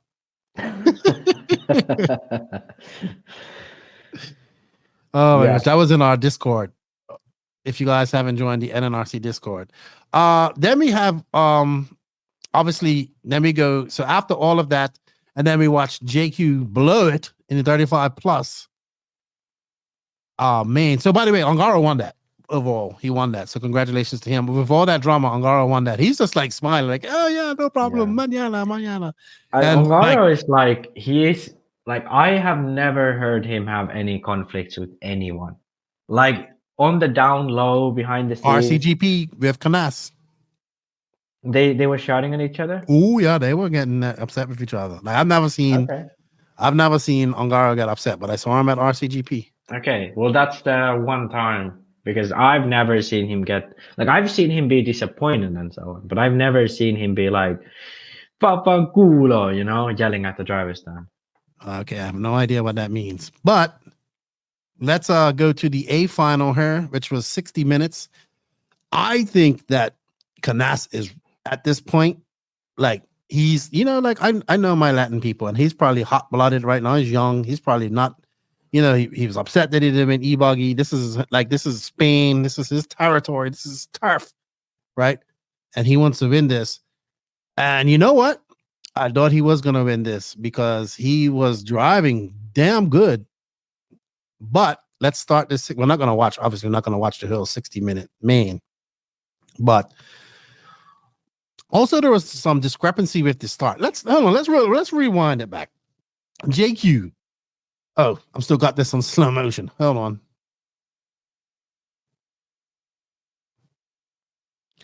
So anyway, this is the start of the 60-minute A final from BuggyLand. There we see Canas. No, Barkan TQ'd this. So Barkan was fast, actually. Barkan, Ongaro, Barufalo, and Canas right behind them. Right? These four actually break away. That's what the amazing thing. These four actually break away, and freaking Boots chases them down. Like, you know what I mean?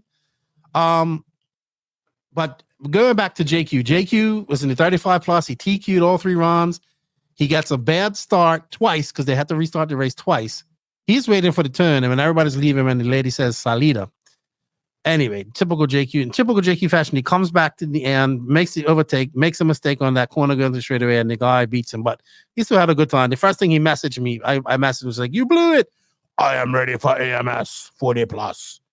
So good stuff. It was a good race. It was good to see him happy. But anyway, we get into this race. They have a drivers meeting. They want everybody to be calm, collective. And I'll be honest, for this race, they were calm and collective. There we see Barufalo in the pink and black. He's looking good. Canas right behind him. Barkan's looking solid till he makes a mistake, right? Yeah, I don't know really what happened with Barkan, because in qualifying, didn't he TQ like 2 out of 3 rounds? I believe he was so. Solid.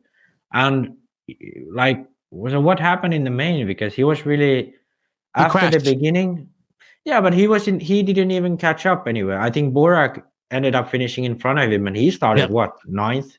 So he crashed, and then I think he just fell back, and then it became all about Ongaro, Boots, and Canas, dude. And so I want to talk about this because Canas made some mistakes. I think Boots got in front around the 20-minute mark, more or less, and started pulling away from these guys, dude. Yeah. Yeah, it was in the beginning, it seemed like, you know, it was going to be a Canas Ongaro show. Mm-hmm. Then suddenly it was like, oh, like Canas is a little bit in the lead. Ongaro makes a mistake, Boots second. And then Canas makes a huge mistake, and now Boots leading, and they're still Ongaro and Canas battling. So it was actually quite crazy how it ended up switching up that quickly. And then as soon as Boots retired, it was basically an Ongaro show. He seemed like no, but it wasn't. It wasn't. That's where you're mistaken. So let's recap back to Boots. So Boots said that his sway bar came out of the thing. See, there's where Berkan makes that mistake. No, that's Barufalo. Sorry. I know Harbor Ruffalo does this type of mistakes and keeps on running. His sway bar piece came out and got trapped under his arm, and that's what happened to him. Oh. So, but Boots I honestly felt if that one happened, Boots would have won this race. He was that much faster than everybody. Yeah, he pulled a huge gap on both Ongaro and Canas. It was more than a pit stop. It was like 6 seconds on the second place driver. Yes. But then he had that issue. He crashed. They catched him, and then Nick and you was like, oh, there must be some issue with Boots, and then he ended up pulling into the pits. Yep. So here we're going to see Barufalo. He just clips that pipe and goes wide. This is actually a place where we saw Canas make his first mistake, and he made many mistakes there. So I would say that this race had lots of ebb and flow, right? I remember one of the guys in the chat saying, this is an hour-long race, and nobody beats Ongaro in an hour-long race. And I'm like, we'll see, right? Because it is true. He's very good at these hour-long races. I think that this race, like Ongaro went through so many different phases of this race that it's like this. He's looking good, right? He's looking like, okay, it's gonna be hard to beat him. He's just pacing himself. He's looking good in his first half of the race. Then it went to a part of the race where I thought his tires were completely gone. Like, it's like even Nick and I were saying it. I know some of the Matrix guys got upset because we were saying it, but it was a part of this race where I'm like, he would push so wide, and Canas was able to just come on the inside of him. But what happened was Canas also had one more pit stop than him, right? So Canas always they were same. They were same strategy. In the end, they came in one less. Boots had a different strategy. Was it Boots? Boots had one more pit stop than Canas, because Canas and Ongaro always came within each other. Yeah, but no, man. I think near the end of the race they switched up a little bit. Yeah, because Canas came in like one lap later, but they still ended up having the same amount of pit stops. Okay. Boots was on 7:30, and he was like Canas and Ongaro, I think, was like 8:30 or something, and Boots was like 7:30 or 6:45. I can't remember which one. So yeah, Boots had the pit stop in hand by the time he ended up retiring. So he was looking faster. The gap was increasing, not decreasing at any point. And but then at that point when Boots retired, that was the point where it looked like Ongaro's tires were gone. Like Canas had gapped him like 2 or 3 seconds. Canas ended up making mistakes, and Ongaro was like there, but he was just sliding over the place, pushing wide. Like I don't know what was wrong. Like, was it that the tire thread had worn out so much that it started to not work on the dust? Was it that they were overheated? Like, what was the issue? But his tires didn't look good. And I think, like, had Canas held the lead and not made mistakes, he would have won it, because Ongaro, like, after that sliding thing, he just pushed like a madman. And then he got into a rhythm, and Canas made those crucial mistakes. And after that, he could like never catch Ongaro. Yeah, I would say with about 15 minutes to go, or 10 minutes ago, like Ongaro clicked in, right? And you can see him right here. He's just, Canas is faster, right? Canas is pushing, and then Boots is not too far behind because Boots is still in the mix, right? I'm trying to find Boots here. I think, and so Very posted some pictures of the tires. They had lots of tread left on them, right? And here is that Canas. was surprising. Go ahead. Yeah, the fact that they had a lot of thread left was surprising, because it was like, you cannot argue that his tires were looking good when he was just sliding across the track everywhere. Exactly. And then it looked like this is 39 minutes, this is 20 minutes on. Boots is still down there in like third now. He's pushing, right, to catch these guys up. Nick said something about it on the he's like, maybe the tires kind of evened out and everything's good, like maybe the tires wore in or something like that. But I think that Davide drove a race to save his tires for that last 10 minutes of the race. And when he saw that Canas was making so many mistakes, he's like, okay, I can win this. And when he went to push, he was able to push and throw on his fast laps in that last 10 minutes of the race. And then Canas was just trying to catch him and then just making more mistakes. Yeah, well, that's definitely right. When you're in a situation where you know you should be winning, kind of, you made the mistakes and you're far back, you kind of always overdrive. And the issue is that when your tires are really worn out, which obviously it's an hour-long main, any ranch tires were going to be worn out. When you're overdriving with old tires, there is no grip at all. And I think this is the thing that actually made it so that Ongaro could do his best lap right at the ending portion of the race. He noticed in the beginning he's running like quite okay. Then he has that portion when he's really slipping. He just starts to follow Canas, try to like hit his lines.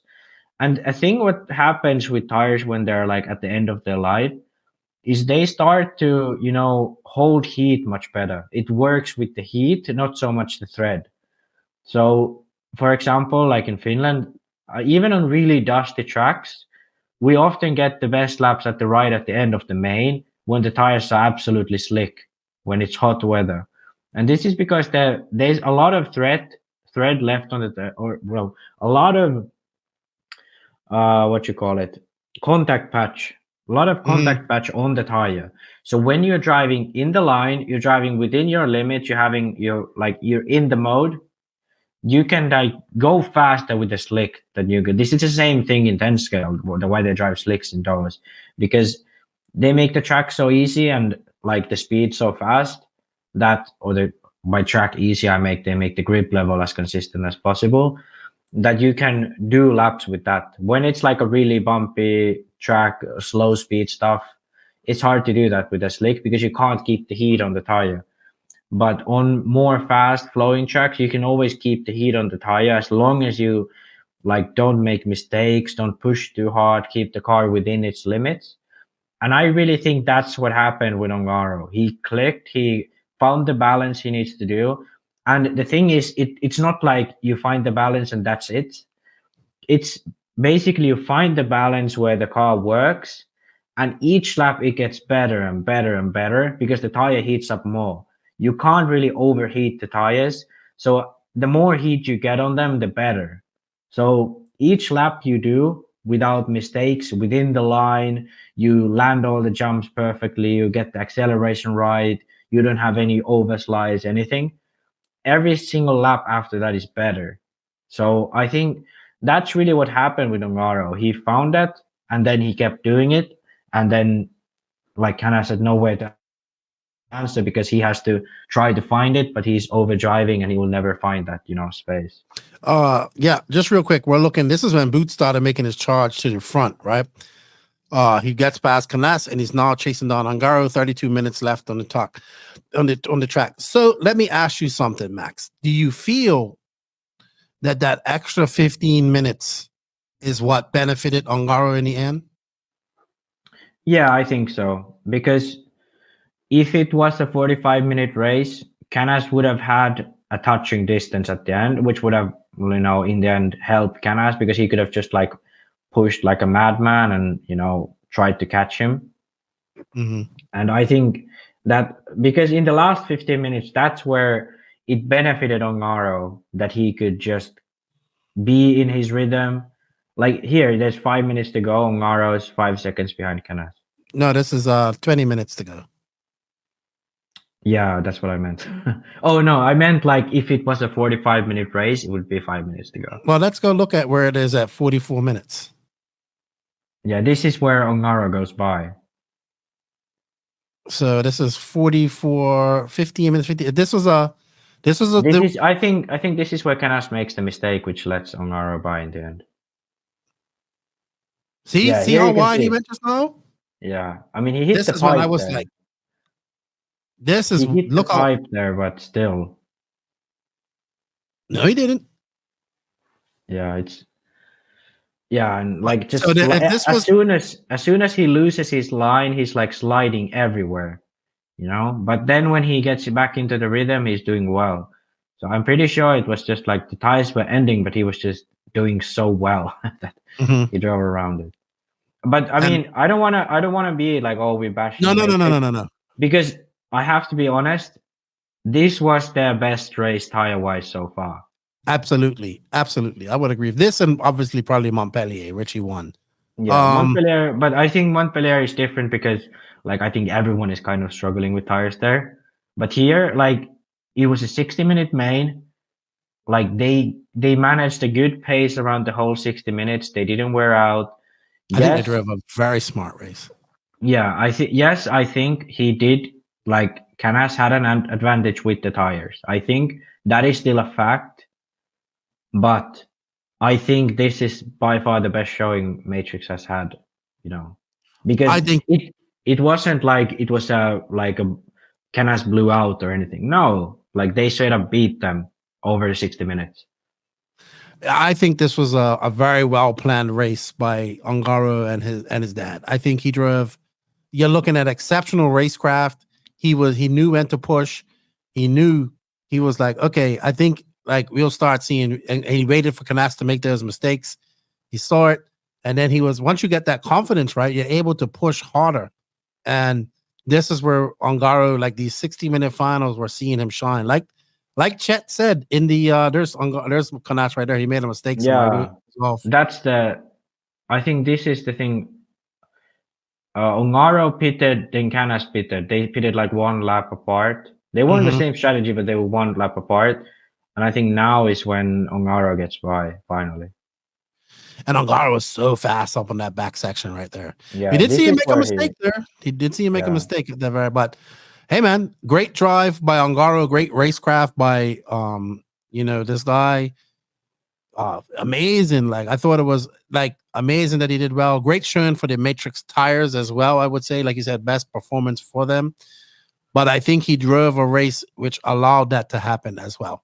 Yeah, which is and brilliant race strategy. I think let's put it this way: if you flip the tires around these two drivers, I think Canas wouldn't stand a chance. Yeah. Let's be honest, But it's not that Matrix tires are bad. I think they need to somewhat accept that they still have some work to do, because I feel that has been a big mistake by them to kind of come out with saying like, oh, this is the tire that I think that was actually that was Canas. Yeah. So that was kind of what made it that mistake. And now I think Canas starts to overdrive and Ongaro's in the groove. And the thing is, it doesn't take much for the tires to cool down. It's like you go outside the line once and you have to bring the tires back for a lap when you're driving slicks. And like being upside down, they cool a lot. So yeah, I think that actually was that his tires just cooled down a lot. Ongaro was in the groove and he could click those laps. Then Canas knows that, oh, he's further away, tries to overdrive, and he never gets the rhythm. Yeah, because I mean, Ongaro just puts it into overdrive right now. Yeah, but let's be honest, like I thought the pass happened earlier from watching it the first time, but it's actually, if this was a 45-minute race, Canas would have won it comfortably. Yeah. Great drive by Davide. I'm sure he's happy about that because, he hasn't had the dominating year that he has had previously. That's why people are like, well, he isn't really dominating and all that type of stuff. And I wanted to address, because now, of course, this then starts the whole, see, it's not the tires and this, and he can do well. Well, I also agree that Ongaro drove a great, smart race, and he's also put in a lot of time with the tires. And the tires are going to get better as they go along. And even in the post interview, Nick asked him about the tires, and what does Ongaro says? Yes, we are working every time on the tires to get better and better and better. And that's how it works, right? And I think he deserved this win. In the end of the day, he deserved it. He was not like one of the fastest guys all like weekend, but he was the fastest guy when it mattered at the end of the race. Most definitely.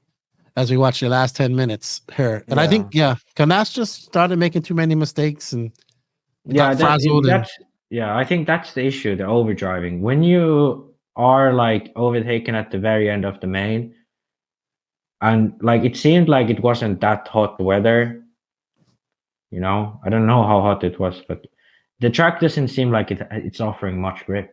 That's where the tires become a much more important deal, like having the heat in them and so on. Mm-hmm. So yeah. All right. Well, we kind of talked about this quite a lot. I wanted to address a few. I don't know. We had a few questions about this, and I kind of wanted to finish on this before we go on there. Does this what does this say about Ongaro? We have a lot of questions about, is he the greatest of all time? Is he this? Is he that? I still think it's still a lot of, I guess we have to kind of end on this. Again, we're talking about Ongaro. He has a very good win.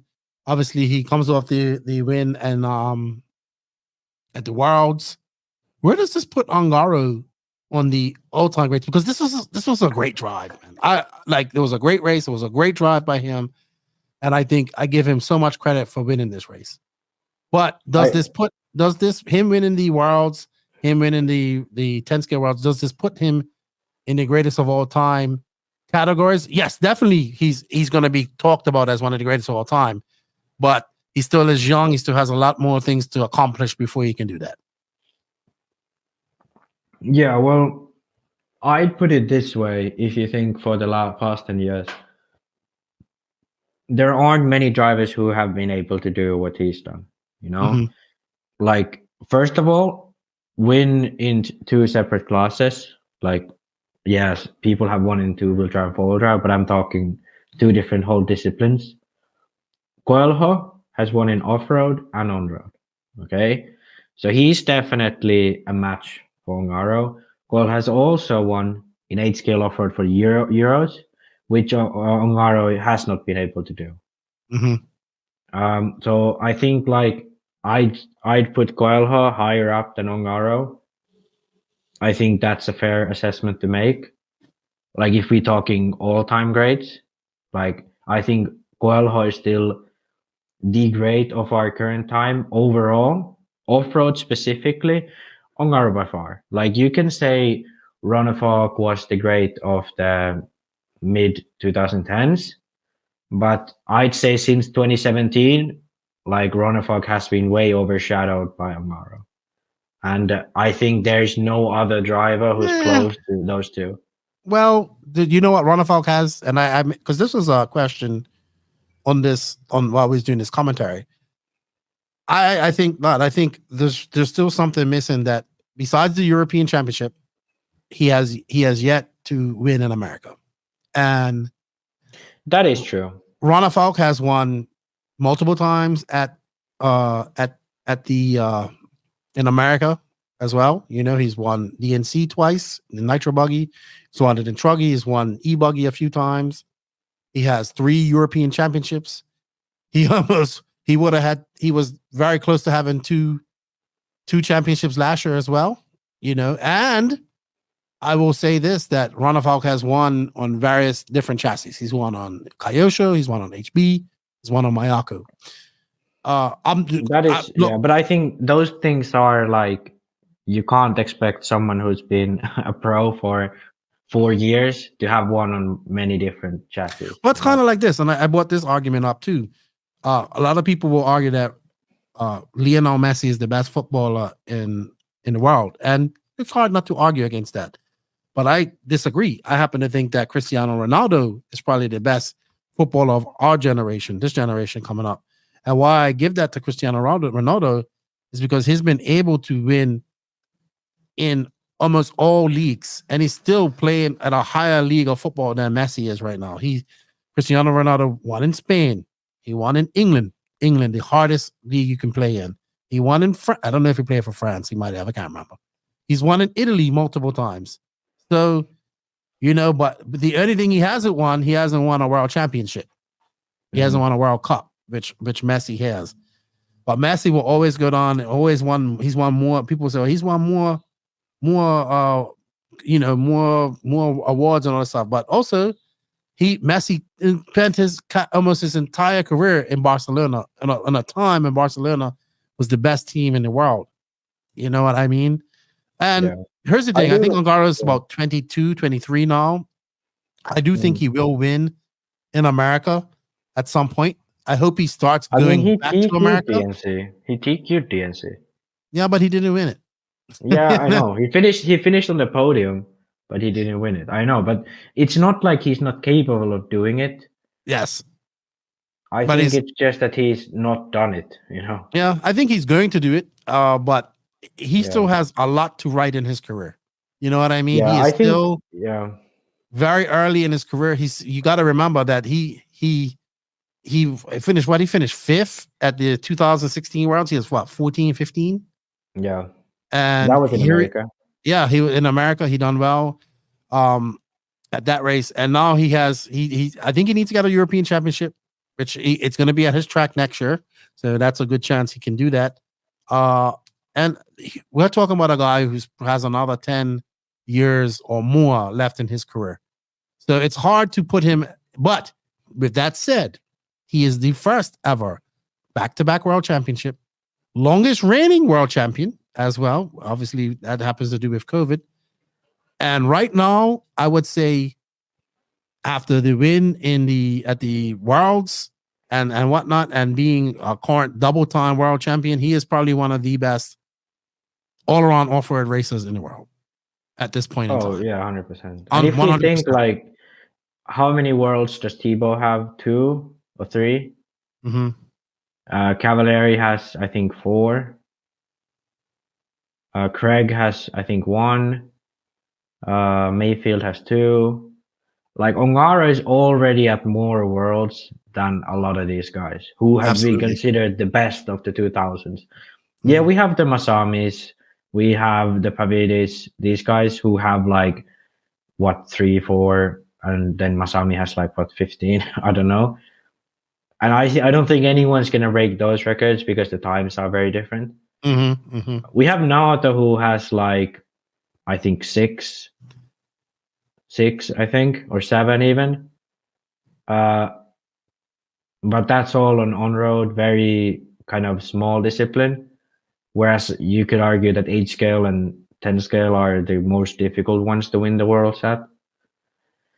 So I mean, I do have to say that there has not been a driver who has so consistently for such a long period been able to dominate and or be the first or the second best driver at that race, you know?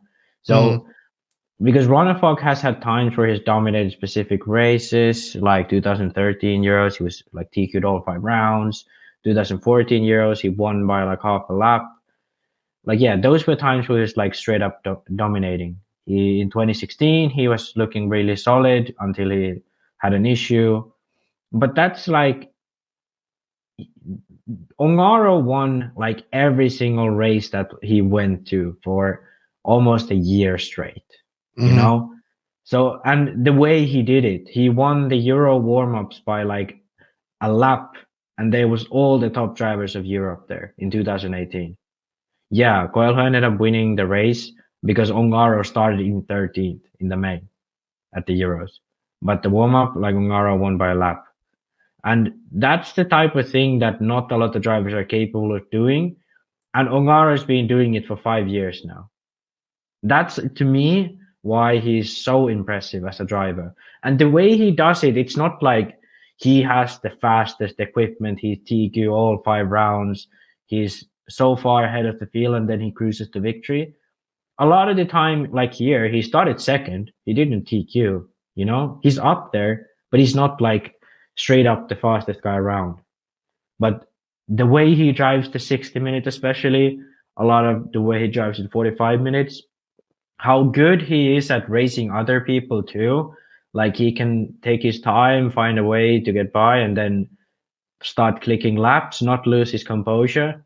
I think that's something that is unmatched by anyone in the last 10 years.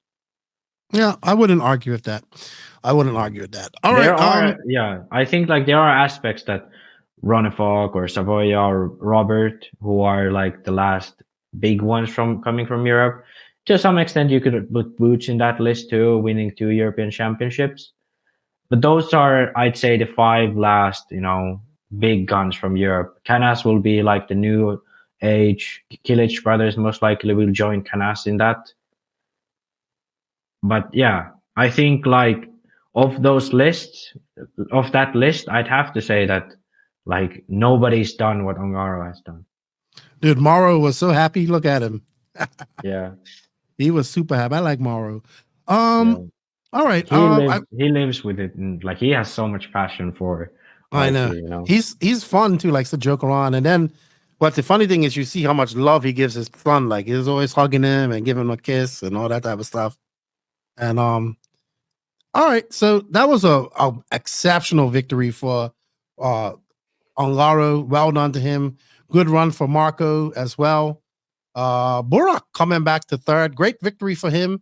I'm going to touch on that. I know we're going to have a rant, but I want to touch on a few things before we do that. Let's get out of here. I know you have the picture of Ongaro's tires. So there's his tires. Can you see in the zoom in? Yep. Yeah. So I mean, there is a ghost thread left on the left front, which is the inside tire. So I'm quite confident that the other tire looks worse than this, because this is the inside tire. Ongaro runs stiff diffs. It's high speed track and the low speed, so the outside tire weighs more. So we're gonna assume that this is the best tire from the front. You can see tires. some ghost tread on the rear tire as well. Yeah, like the rear tire, it's like, but anything from the center to the outside is not thread. This is effectively a slick tire, you know, like from the center to the inside, there is some thread left, but most of the contact is from the outside. Hey, you know what? We have to give Matrix Tech credit. They won E-Buggy and Nitro Buggy at this race. So they did. Congratulations to them as well. I think like they deserve it, but there is still some work to be done for sure. But I think like this was a battle victory, and I think like 100% deserved. I just like, I don't know. I want to see them actually compete and not settle for something less. I don't think that's the case, but I think like there is work to do.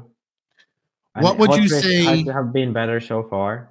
But so to the person that's listening to this now, what would they say to you and me and all the my acolytes who are saying that the tires are the reason for David Ronnefalk and is not having a good performance? And then they'll say, well, look at Ongaro. He just won with the tires. What would you say to those people? Well, I'd say to them that, do you think Canas would have won with Matrix tires there? Do you sincerely believe that Canas would have won that race if he ran Matrix? So you just believe, so you think that it's Ongaro's abilities. And Ongaro's abilities. This race. Would you say that managing this race would be a big deal of it as well? 100%. And I think like if you look at the Euros, like Ongaro wouldn't have gotten the podium if it wasn't for Burak fucking up in the last corner. Like a driver who won the Worlds last year at the same venue was by far the quickest in the main until the very end where Ronnefalk catched him, because he was running superior tires at that time. Ronnefalk was the only one with clays, and the clays were much faster than the Ongaro's AKA tires. And yeah, Ongaro was good, and now he's running Matrix when Canas is running the hot race clays, and he couldn't put pressure on him. You know, he got beaten by a lap. Yes, there's obviously some issue with that, but I think the main point is that it's not that Matrix are a bad tire. I'd argue Matrix is probably the second best tire to have in Europe right now. But the thing is that the hot race is the best tire, and it might not be a lot. It might be a tenth or two a lap, but that's enough to throw you off your game. That's enough to like not be able to trust yourself, have the confidence. You know, you think something's wrong, you're trying to chase it, you make the wrong decisions, you make the mistakes, and so on. So I think that's all really that it is. And I don't think Matrix, like, it was quite clear that they were much more competitive at BuggyLand than they were at the Euros. Okay. Second question. When are we going to see the Killix win one of these big races? And which one do you think it's going to be? That's a great question, and I think it will be Burak because Berkan is not that good in long mains. I don't know what it is, but Berkan is much better in qualifying when he can find his own rhythm and click in the laps, be just calm, drive around the track. But when he has other cars around him, he starts to make much more mistakes. He doesn't get into the rhythm, whereas Burak is kind of a driver who needs like a 5-minute warm up, and after that, he's really fast. Like Burak is kind of like Robert Battle, like the same style where he gets a bad start and somehow he just fucking comes up from the back of the grid and wins, like all of his results with Agama, like that third place finish at the 2019 Euros. Like I remember way back when he was younger, like because we used to qualify quite similarly with him, but then in the mains he just find an extra gear, just bump up, and then make his way all the way to the main a few times even. So I think Burak will be the one of them to win first, and I think it will happen sooner than later because even here, was it not for the incidents with Canas, Burak would have been a big competitor for the e-buggy win. He almost won the e-buggy Euros this year. Nitro, it will be more difficult because people like Ongaro are so good at it. Canas is so comfortable with Nitro. So it will take a special occasion, but I think actually next year's Euros, I mean, I wouldn't be surprised if Burak won it. I'm not going to pick him to win it, but I wouldn't be surprised because that kind of track, that kind of like slippery, you have to make the grip. He's good at that. Long main, anything can happen, bumpy, and yeah. Okay. Also, just checking here, Berkan actually finished 5th, so not bad for him. Yeah, but Burak was 3rd and Berkan TQ'd, so kind of what I was saying, that Burak, even though he got a bad start, started from the back, still he's in that long main, he can get into the groove and really do his best. I was going to say, is Jordan Lott the new top French driver? Because I know he won the nationals there, but Savoia still beat him. He came 10th. Yeah, I think Savoia, I don't really know what's wrong with the French scene, but they don't seem to produce these talents like Ongaro, Barufalo, Canas, Pariente, all of these Southern European countries have someone, like even Germany, they have the Rönnig and Kilic brothers. UK, there's all the time new people coming over from there. But French, there really isn't anyone like. There was that one time when I think Majubis was fast. Majubis was fast. They were never at that level, really. They were like making the Euros a main level, but never like the next Canas level, like finishing top 5 at the Euros. We haven't seen nobody since Savoia, really. Yeah, Savoia probably the last one. Jean-Pierre Sartel, I think he was the one who won the electric e-buggy Euros. But that was mostly a one-off, It was a track which he had practiced before, felt comfortable, kind of an off class too. So yeah. All right, and my final question of this is JCC the best European driver this year still? Driver? No. Ongaro's the best. But really? Yeah. I think they're like even on where they've met and beat each other. In this last year. But I think we're not including the worlds. We're not including the worlds. We're including from January. I think if we look at if we purely and only look at driving, I think Ongaro has been the better driver. But if we look at performance, like taking all things into account, like who would I put my bets on? Or let's put it like, who is statistically being better? It would be Canas. Okay. All right. Cool. BuggyLand was fun. I was glad to commentate on there. Thank you to Nick and Matt and everybody at RC Racing TV. They're actually doing the GT Worlds that's coming up next week as well. They're doing that virtually too. So they're teaming up with a team down there in Australia. and doing that. We have a lot of world championships coming up. We have that. Then we have the ONROAD worlds, like from Japan. Live RC is going out to do that. And then we have the 12 scale worlds. So IFMAR got a lot of racing left this year. We got a rant about IFMAR, and we're gonna keep it short and quick because we're almost on 4 hours. Can I show you the ONROAD bodies? Oh, you found them? Okay, yeah, let's see that. I know you love this type of stuff, so please show us. You can see it, right? Okay. Oh boy, I see why you like them. So basically, it's an S15 with a few added like dams here. So basically, here you have the air blocked by the side dam. Same with here, so the air goes between the chamfered edge and the top plane. And I'll show you another angle. That looks like your body that you made, Max, with the side pods. Yeah, so here's angle from the back. So basically they've done like little air guides or whatever you want to call it to the front, so you get the airflow here, which is actually quite smart. They also narrowed it down, so you get more pressure here, and then you have the air traveling through here. Not entirely sure if this is a good idea, because then you have the air here, it splits here, goes to the rear tire and had some turbulence. But basically it's an S15 with a few mods like the side dams and the little guides in the front. But yeah, interesting. And then I have a last picture that I saw from RC Special, and I think this is the main reason why Boots has been so fast at this Buggyland. Oh my gosh, dad bod. He has a mustache, dude, and he looks like a proper dad. Check the mustache. Check the fucking mustache, dude. Like if you're not fast with that kind of mustache, you ain't fast ever, you know. He was fast. So. He was very fast.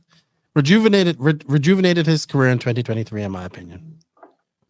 Whatever team he goes to next year, he's going to be a great addition. Yeah, I think that one performance gave he like a €500 a month bonus. And that because they know like he's capable of, so people are going to be willing to pay. All right, good stuff. It was a good Buggyland. I was happy to be a part of it. Salty Joe said he enjoyed himself. JQ enjoyed himself. And it was good. It was a good race in the end. We got drama. We got good racing. And well done to Ongaro, Felicidades, and Associated and Matrix. I know he's probably going to do Red's GP, but I think this is the last big race of Europe where we're going to get all these European guys together. So he goes out on a high note. And I look forward to seeing Barufalo and Robert and Canas and Pecco at AMS coming up in the beginning of November. With that said, Max, also congratulations to Miguelo and his wife for all their hard work that they done. This is a race I want to go to. And I think, I know I want people to go to IBC too, but I know he does a complete track build for this. So who knows? Maybe you'll see some Americans go over to this race as well. And I think he'll be coming over to do his BuggyLand USA, probably in Florida, I assume. All right. So, Max, I do want to do a quick IFMAR rant before we call it a day. With that said, we're going to go to our sponsor who no longer exists because we can do that with this rant. And that is, now it's time for the JQ Racing Rant. We are now at that point of the show where you should fasten those seatbelts and put your big boy pants on. Whoa. Things are about to get serious. It's time for the JQ Racing Rant.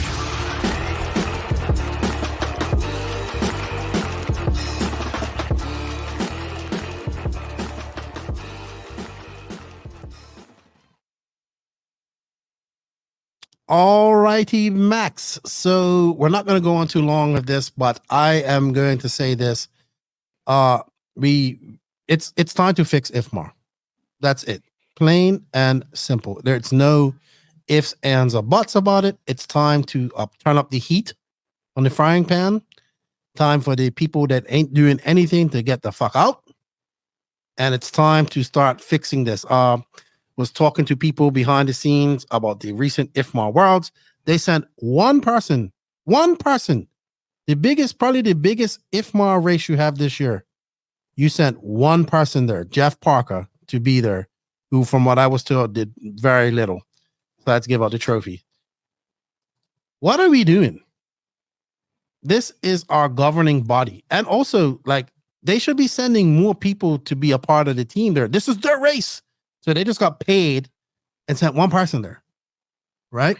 Oh, and let's be honest. They don't contribute to the coverage, to nothing. You know?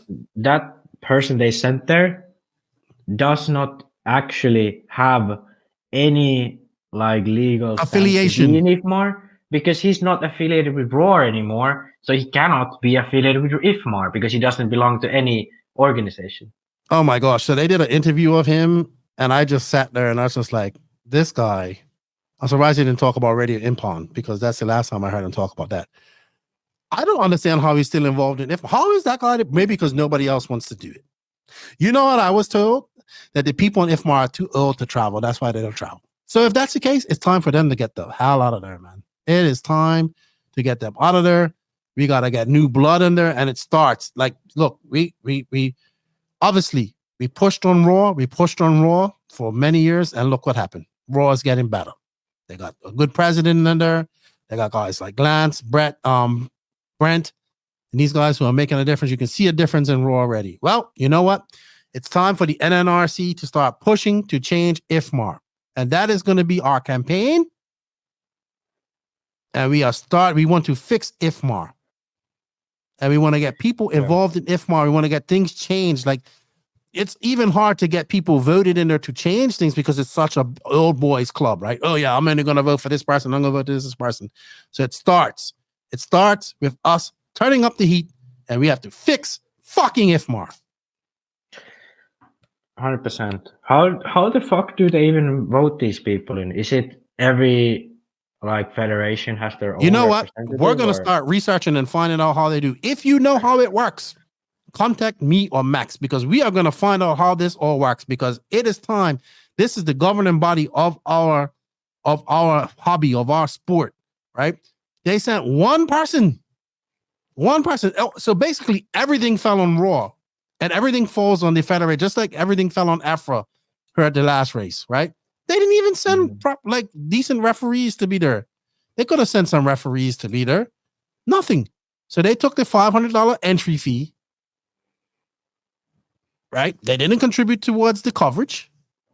They backle with the tires. Like, let's start there. Let's agree that if you're going to have freaking control tires, that there should be a limit. That kind of defeats the whole purpose of having a control tire, in my opinion.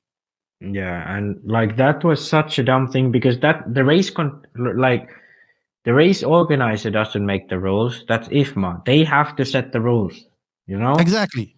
So you can't we can always say that the race organizer maybe should have thought about it, the ROAR should have thought about it. No. Yes, that is true. But if we look at the big fucking picture, those things should be handled by IFMAR to begin with. Those things should be so ironed out that there should be no question about things like that. But so happens to be that every single fucking world championship, there's an issue of such things. 2014 Worlds in Italy, there was this huge issue about fuel. Mm-hmm. Okay? IFMAR didn't do anything about it. This 2022, again, issue with fuel. IFMAR did fucking nada at this fucking shit, and the whole Spanish Federation handled that. The club handled the fuel situation and took all the risks and legal actions needed. I received single emails from IFMAR. Nothing from IFMAR ever. They never do anything. And all what they do is they collect money so they can send these old men to arrange their retreats. Okay? And that's what it all comes down to. It's an old boys club. They have been here forever. They know that it's not good. they know that IFMAR's not doing great. But for them, it's kind of like, well, I've always been here. And because I'm a fucking old white man, I fucking deserve this. You know? That's what they feel. You know what? Let me tell you, Jeff Okay, Parker, let me tell you something. You don't boy. fucking deserve shit, okay? So please start either doing things the right way or get out and tell your friends to get out with you. Go together, have like a ending party of fucking up RC for the rest of us, and go to a retreat. We can actually, hey, let's organize a fucking thing. We can pay a non-RC retreat for all old IFMAR members if they agree to fucking quit. Okay? Yes. I'm sure there's people that we can find to fill their spots. I'm sure there's people in FEMCA, FAMAR, ROAR, and EFRA that can fill their spots. And you know what? It's time to drain that fucking swamp. Seriously. 100%. It is after this debacle at the last Worlds. Like I heard about everything that went on. Right? And you know what? While other people are going to be challenging this internally, we are going to turn up the heat outside. Let's see where externally. We are turning up the heat on IFMAR. Yes, I still want to go to the I think IFMAR should be leading this industry in innovation and everything else that's going on. They certainly make sure that you have to pay for everything that you want to get IFMAR rated and all that stuff, but they need to do fucking more. And you know what? The head of that stuff, Jeff Parker, he fucking stole from ROAR. How is he still involved with her? He literally stole from the organization he's a part of for years, didn't return the equipment, has not returned the equipment. He says he will. And didn't have no communication with, literally tried salary? to. No, I don't know if he got salary, but he literally tried to honestly, tried for Clayton not to be elected as president. Try to get his own puppet president in there so he could pull all the strings. And this man is in charge of IFMAR. I agree. Maybe he inherited that position. I agree. Maybe there's nobody else that can take over that position right now. Maybe we're getting a battle of two evils in this whole situation, but that shouldn't be the case. Let's go, man. We need to fix this shit, right? So here's what's going to happen. Anybody that's interested in learning about IFMAR and knowing all that type of stuff, please contact me or Max. We want to learn everything we can. There's probably people there that know the ins and outs that we don't know. We'll start reading the rules and all that type of stuff as well and find out what's going on. But we need to get better people in IFMAR because this is the federation that should be leading our hobby, our sport into the next fucking generation. And what are they doing? Sending one person to probably the biggest world championships that we've had since last year. One person. Ridiculous. And not the good kind ridiculous. The wrong kind ridiculous. This is why people have no faith in these federations. You know? We have all these federations trying to do things. EFRA doing good things. And they have their woes as well. And every single person you talk to, whether they be in the industry, driver, manufacturer, media, all agree IFMAR needs to be fucking changed. Well, you know what? We've said it for years, but we are fucking ramping up that campaign. 2024 will be the year that we see change happen in IFMAR. Everybody should do that. Hashtag change IFMAR. That's our new hashtag. Everybody post it. Yeah. Post it on their Facebook page. We need to get things going. But I will say this. It's time. Time to stop beating around the bush because I see there's some people trying to get in, like that guy Darren Newton. He's trying to get in. He was explaining some things about how it works. It's like impossible to get in there. You have to be voted by the people that are in there. So basically, they made it where they control every single thing. Yeah. Every it's an single old thing. Man's club, gentleman's club. You know? 2024. I'm not gonna rant about it every podcast, but we are gonna remind people why we need IFMAR and why we need to change it. And it starts with us people. Hashtag if time for change. IFMAR's gotta drain the swamp. Drain the freaking swamp. All right, Max. We'll have some more as we go on. We'll get more information about what things can be done. That's going to be your job, and you'll have some time. Find out information about that. Maybe I'll make a video. Maybe I'll make a video of like why the fuck IFMAR sucks so bad and what could they do. But they don't. You know what? They don't suck bad. Picking good hotels to stay in. That's like, I think. Okay, Here's a fucking business plan. These guys have this oldies retreat, like old people's holiday retreat planning organization, where basically they plan a holiday for themselves and then they like take other people with them, but they get the better rooms. Like they ask them, double the price so they get their holiday for free, I don't know. All I know is people want change. Well, the IFMAR guys definitely want change, as in money. But the people, they are nothing without the people. If people don't show up for these IFMAR worlds, they don't make any money. And I don't think that IFMAR is swimming in money. I do not think it is. But they should should be leading the charge on things being better in RC. Yeah, I mean, and they have all the tools to make things better. Where does the money actually go? No idea. They only sent one person to this last how much of that $250 of entry fee at the world per class? Yeah, per class goes to the club. I wonder why does the club have to sell a shit amount of tires? Why does the track have to rely on making extra money by selling a bunch of tires? Yeah, and what was there? There was at least 100 entries, so that's easily like 60-70 grand to IFMAR. They sent one person at their fees, so that's at the worst that's like 5 grand. Okay, so where does the rest of the money go? From what I heard, he wasn't even there for the first couple of days. So there we go. Yeah, he was anyway. Actually, I was talking to his assistant, and he was drinking margaritas at the pool. I wouldn't be surprised. And you know who paid for it? You, who entered to that race. And he was pouring them all over himself. He was swimming in money, buying some hookers, sniffing some coke. All right, we're definitely going to have to edit that one.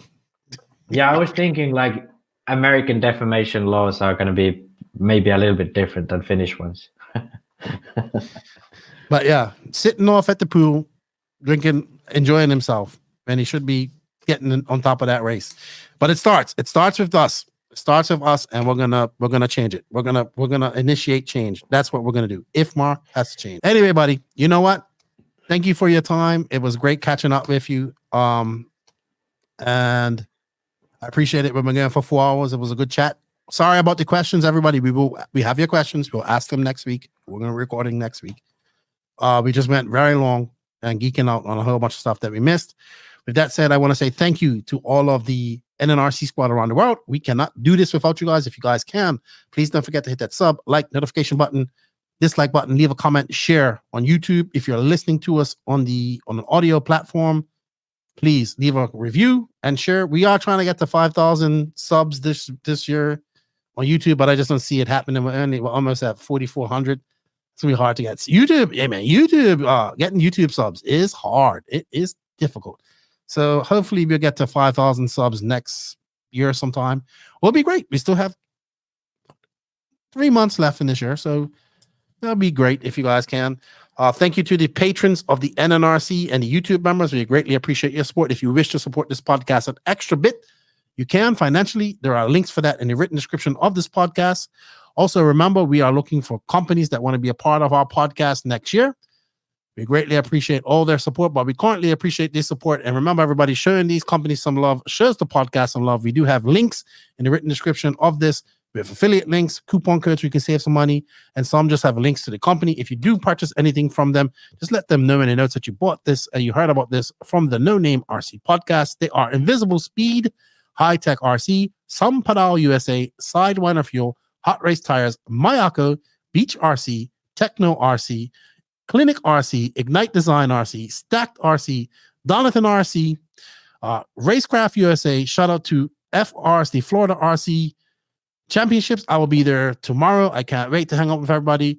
WRC Danny Paz. Shout out to my boy Gene Strout with SJ Racing. If you want to get your anything built, House of RC, RCGP. Shout out to our drivers, Dave Ronafo, Jared Tebow, Robert Batty, Alexander HagBerg, and shout out to RC Body Armor.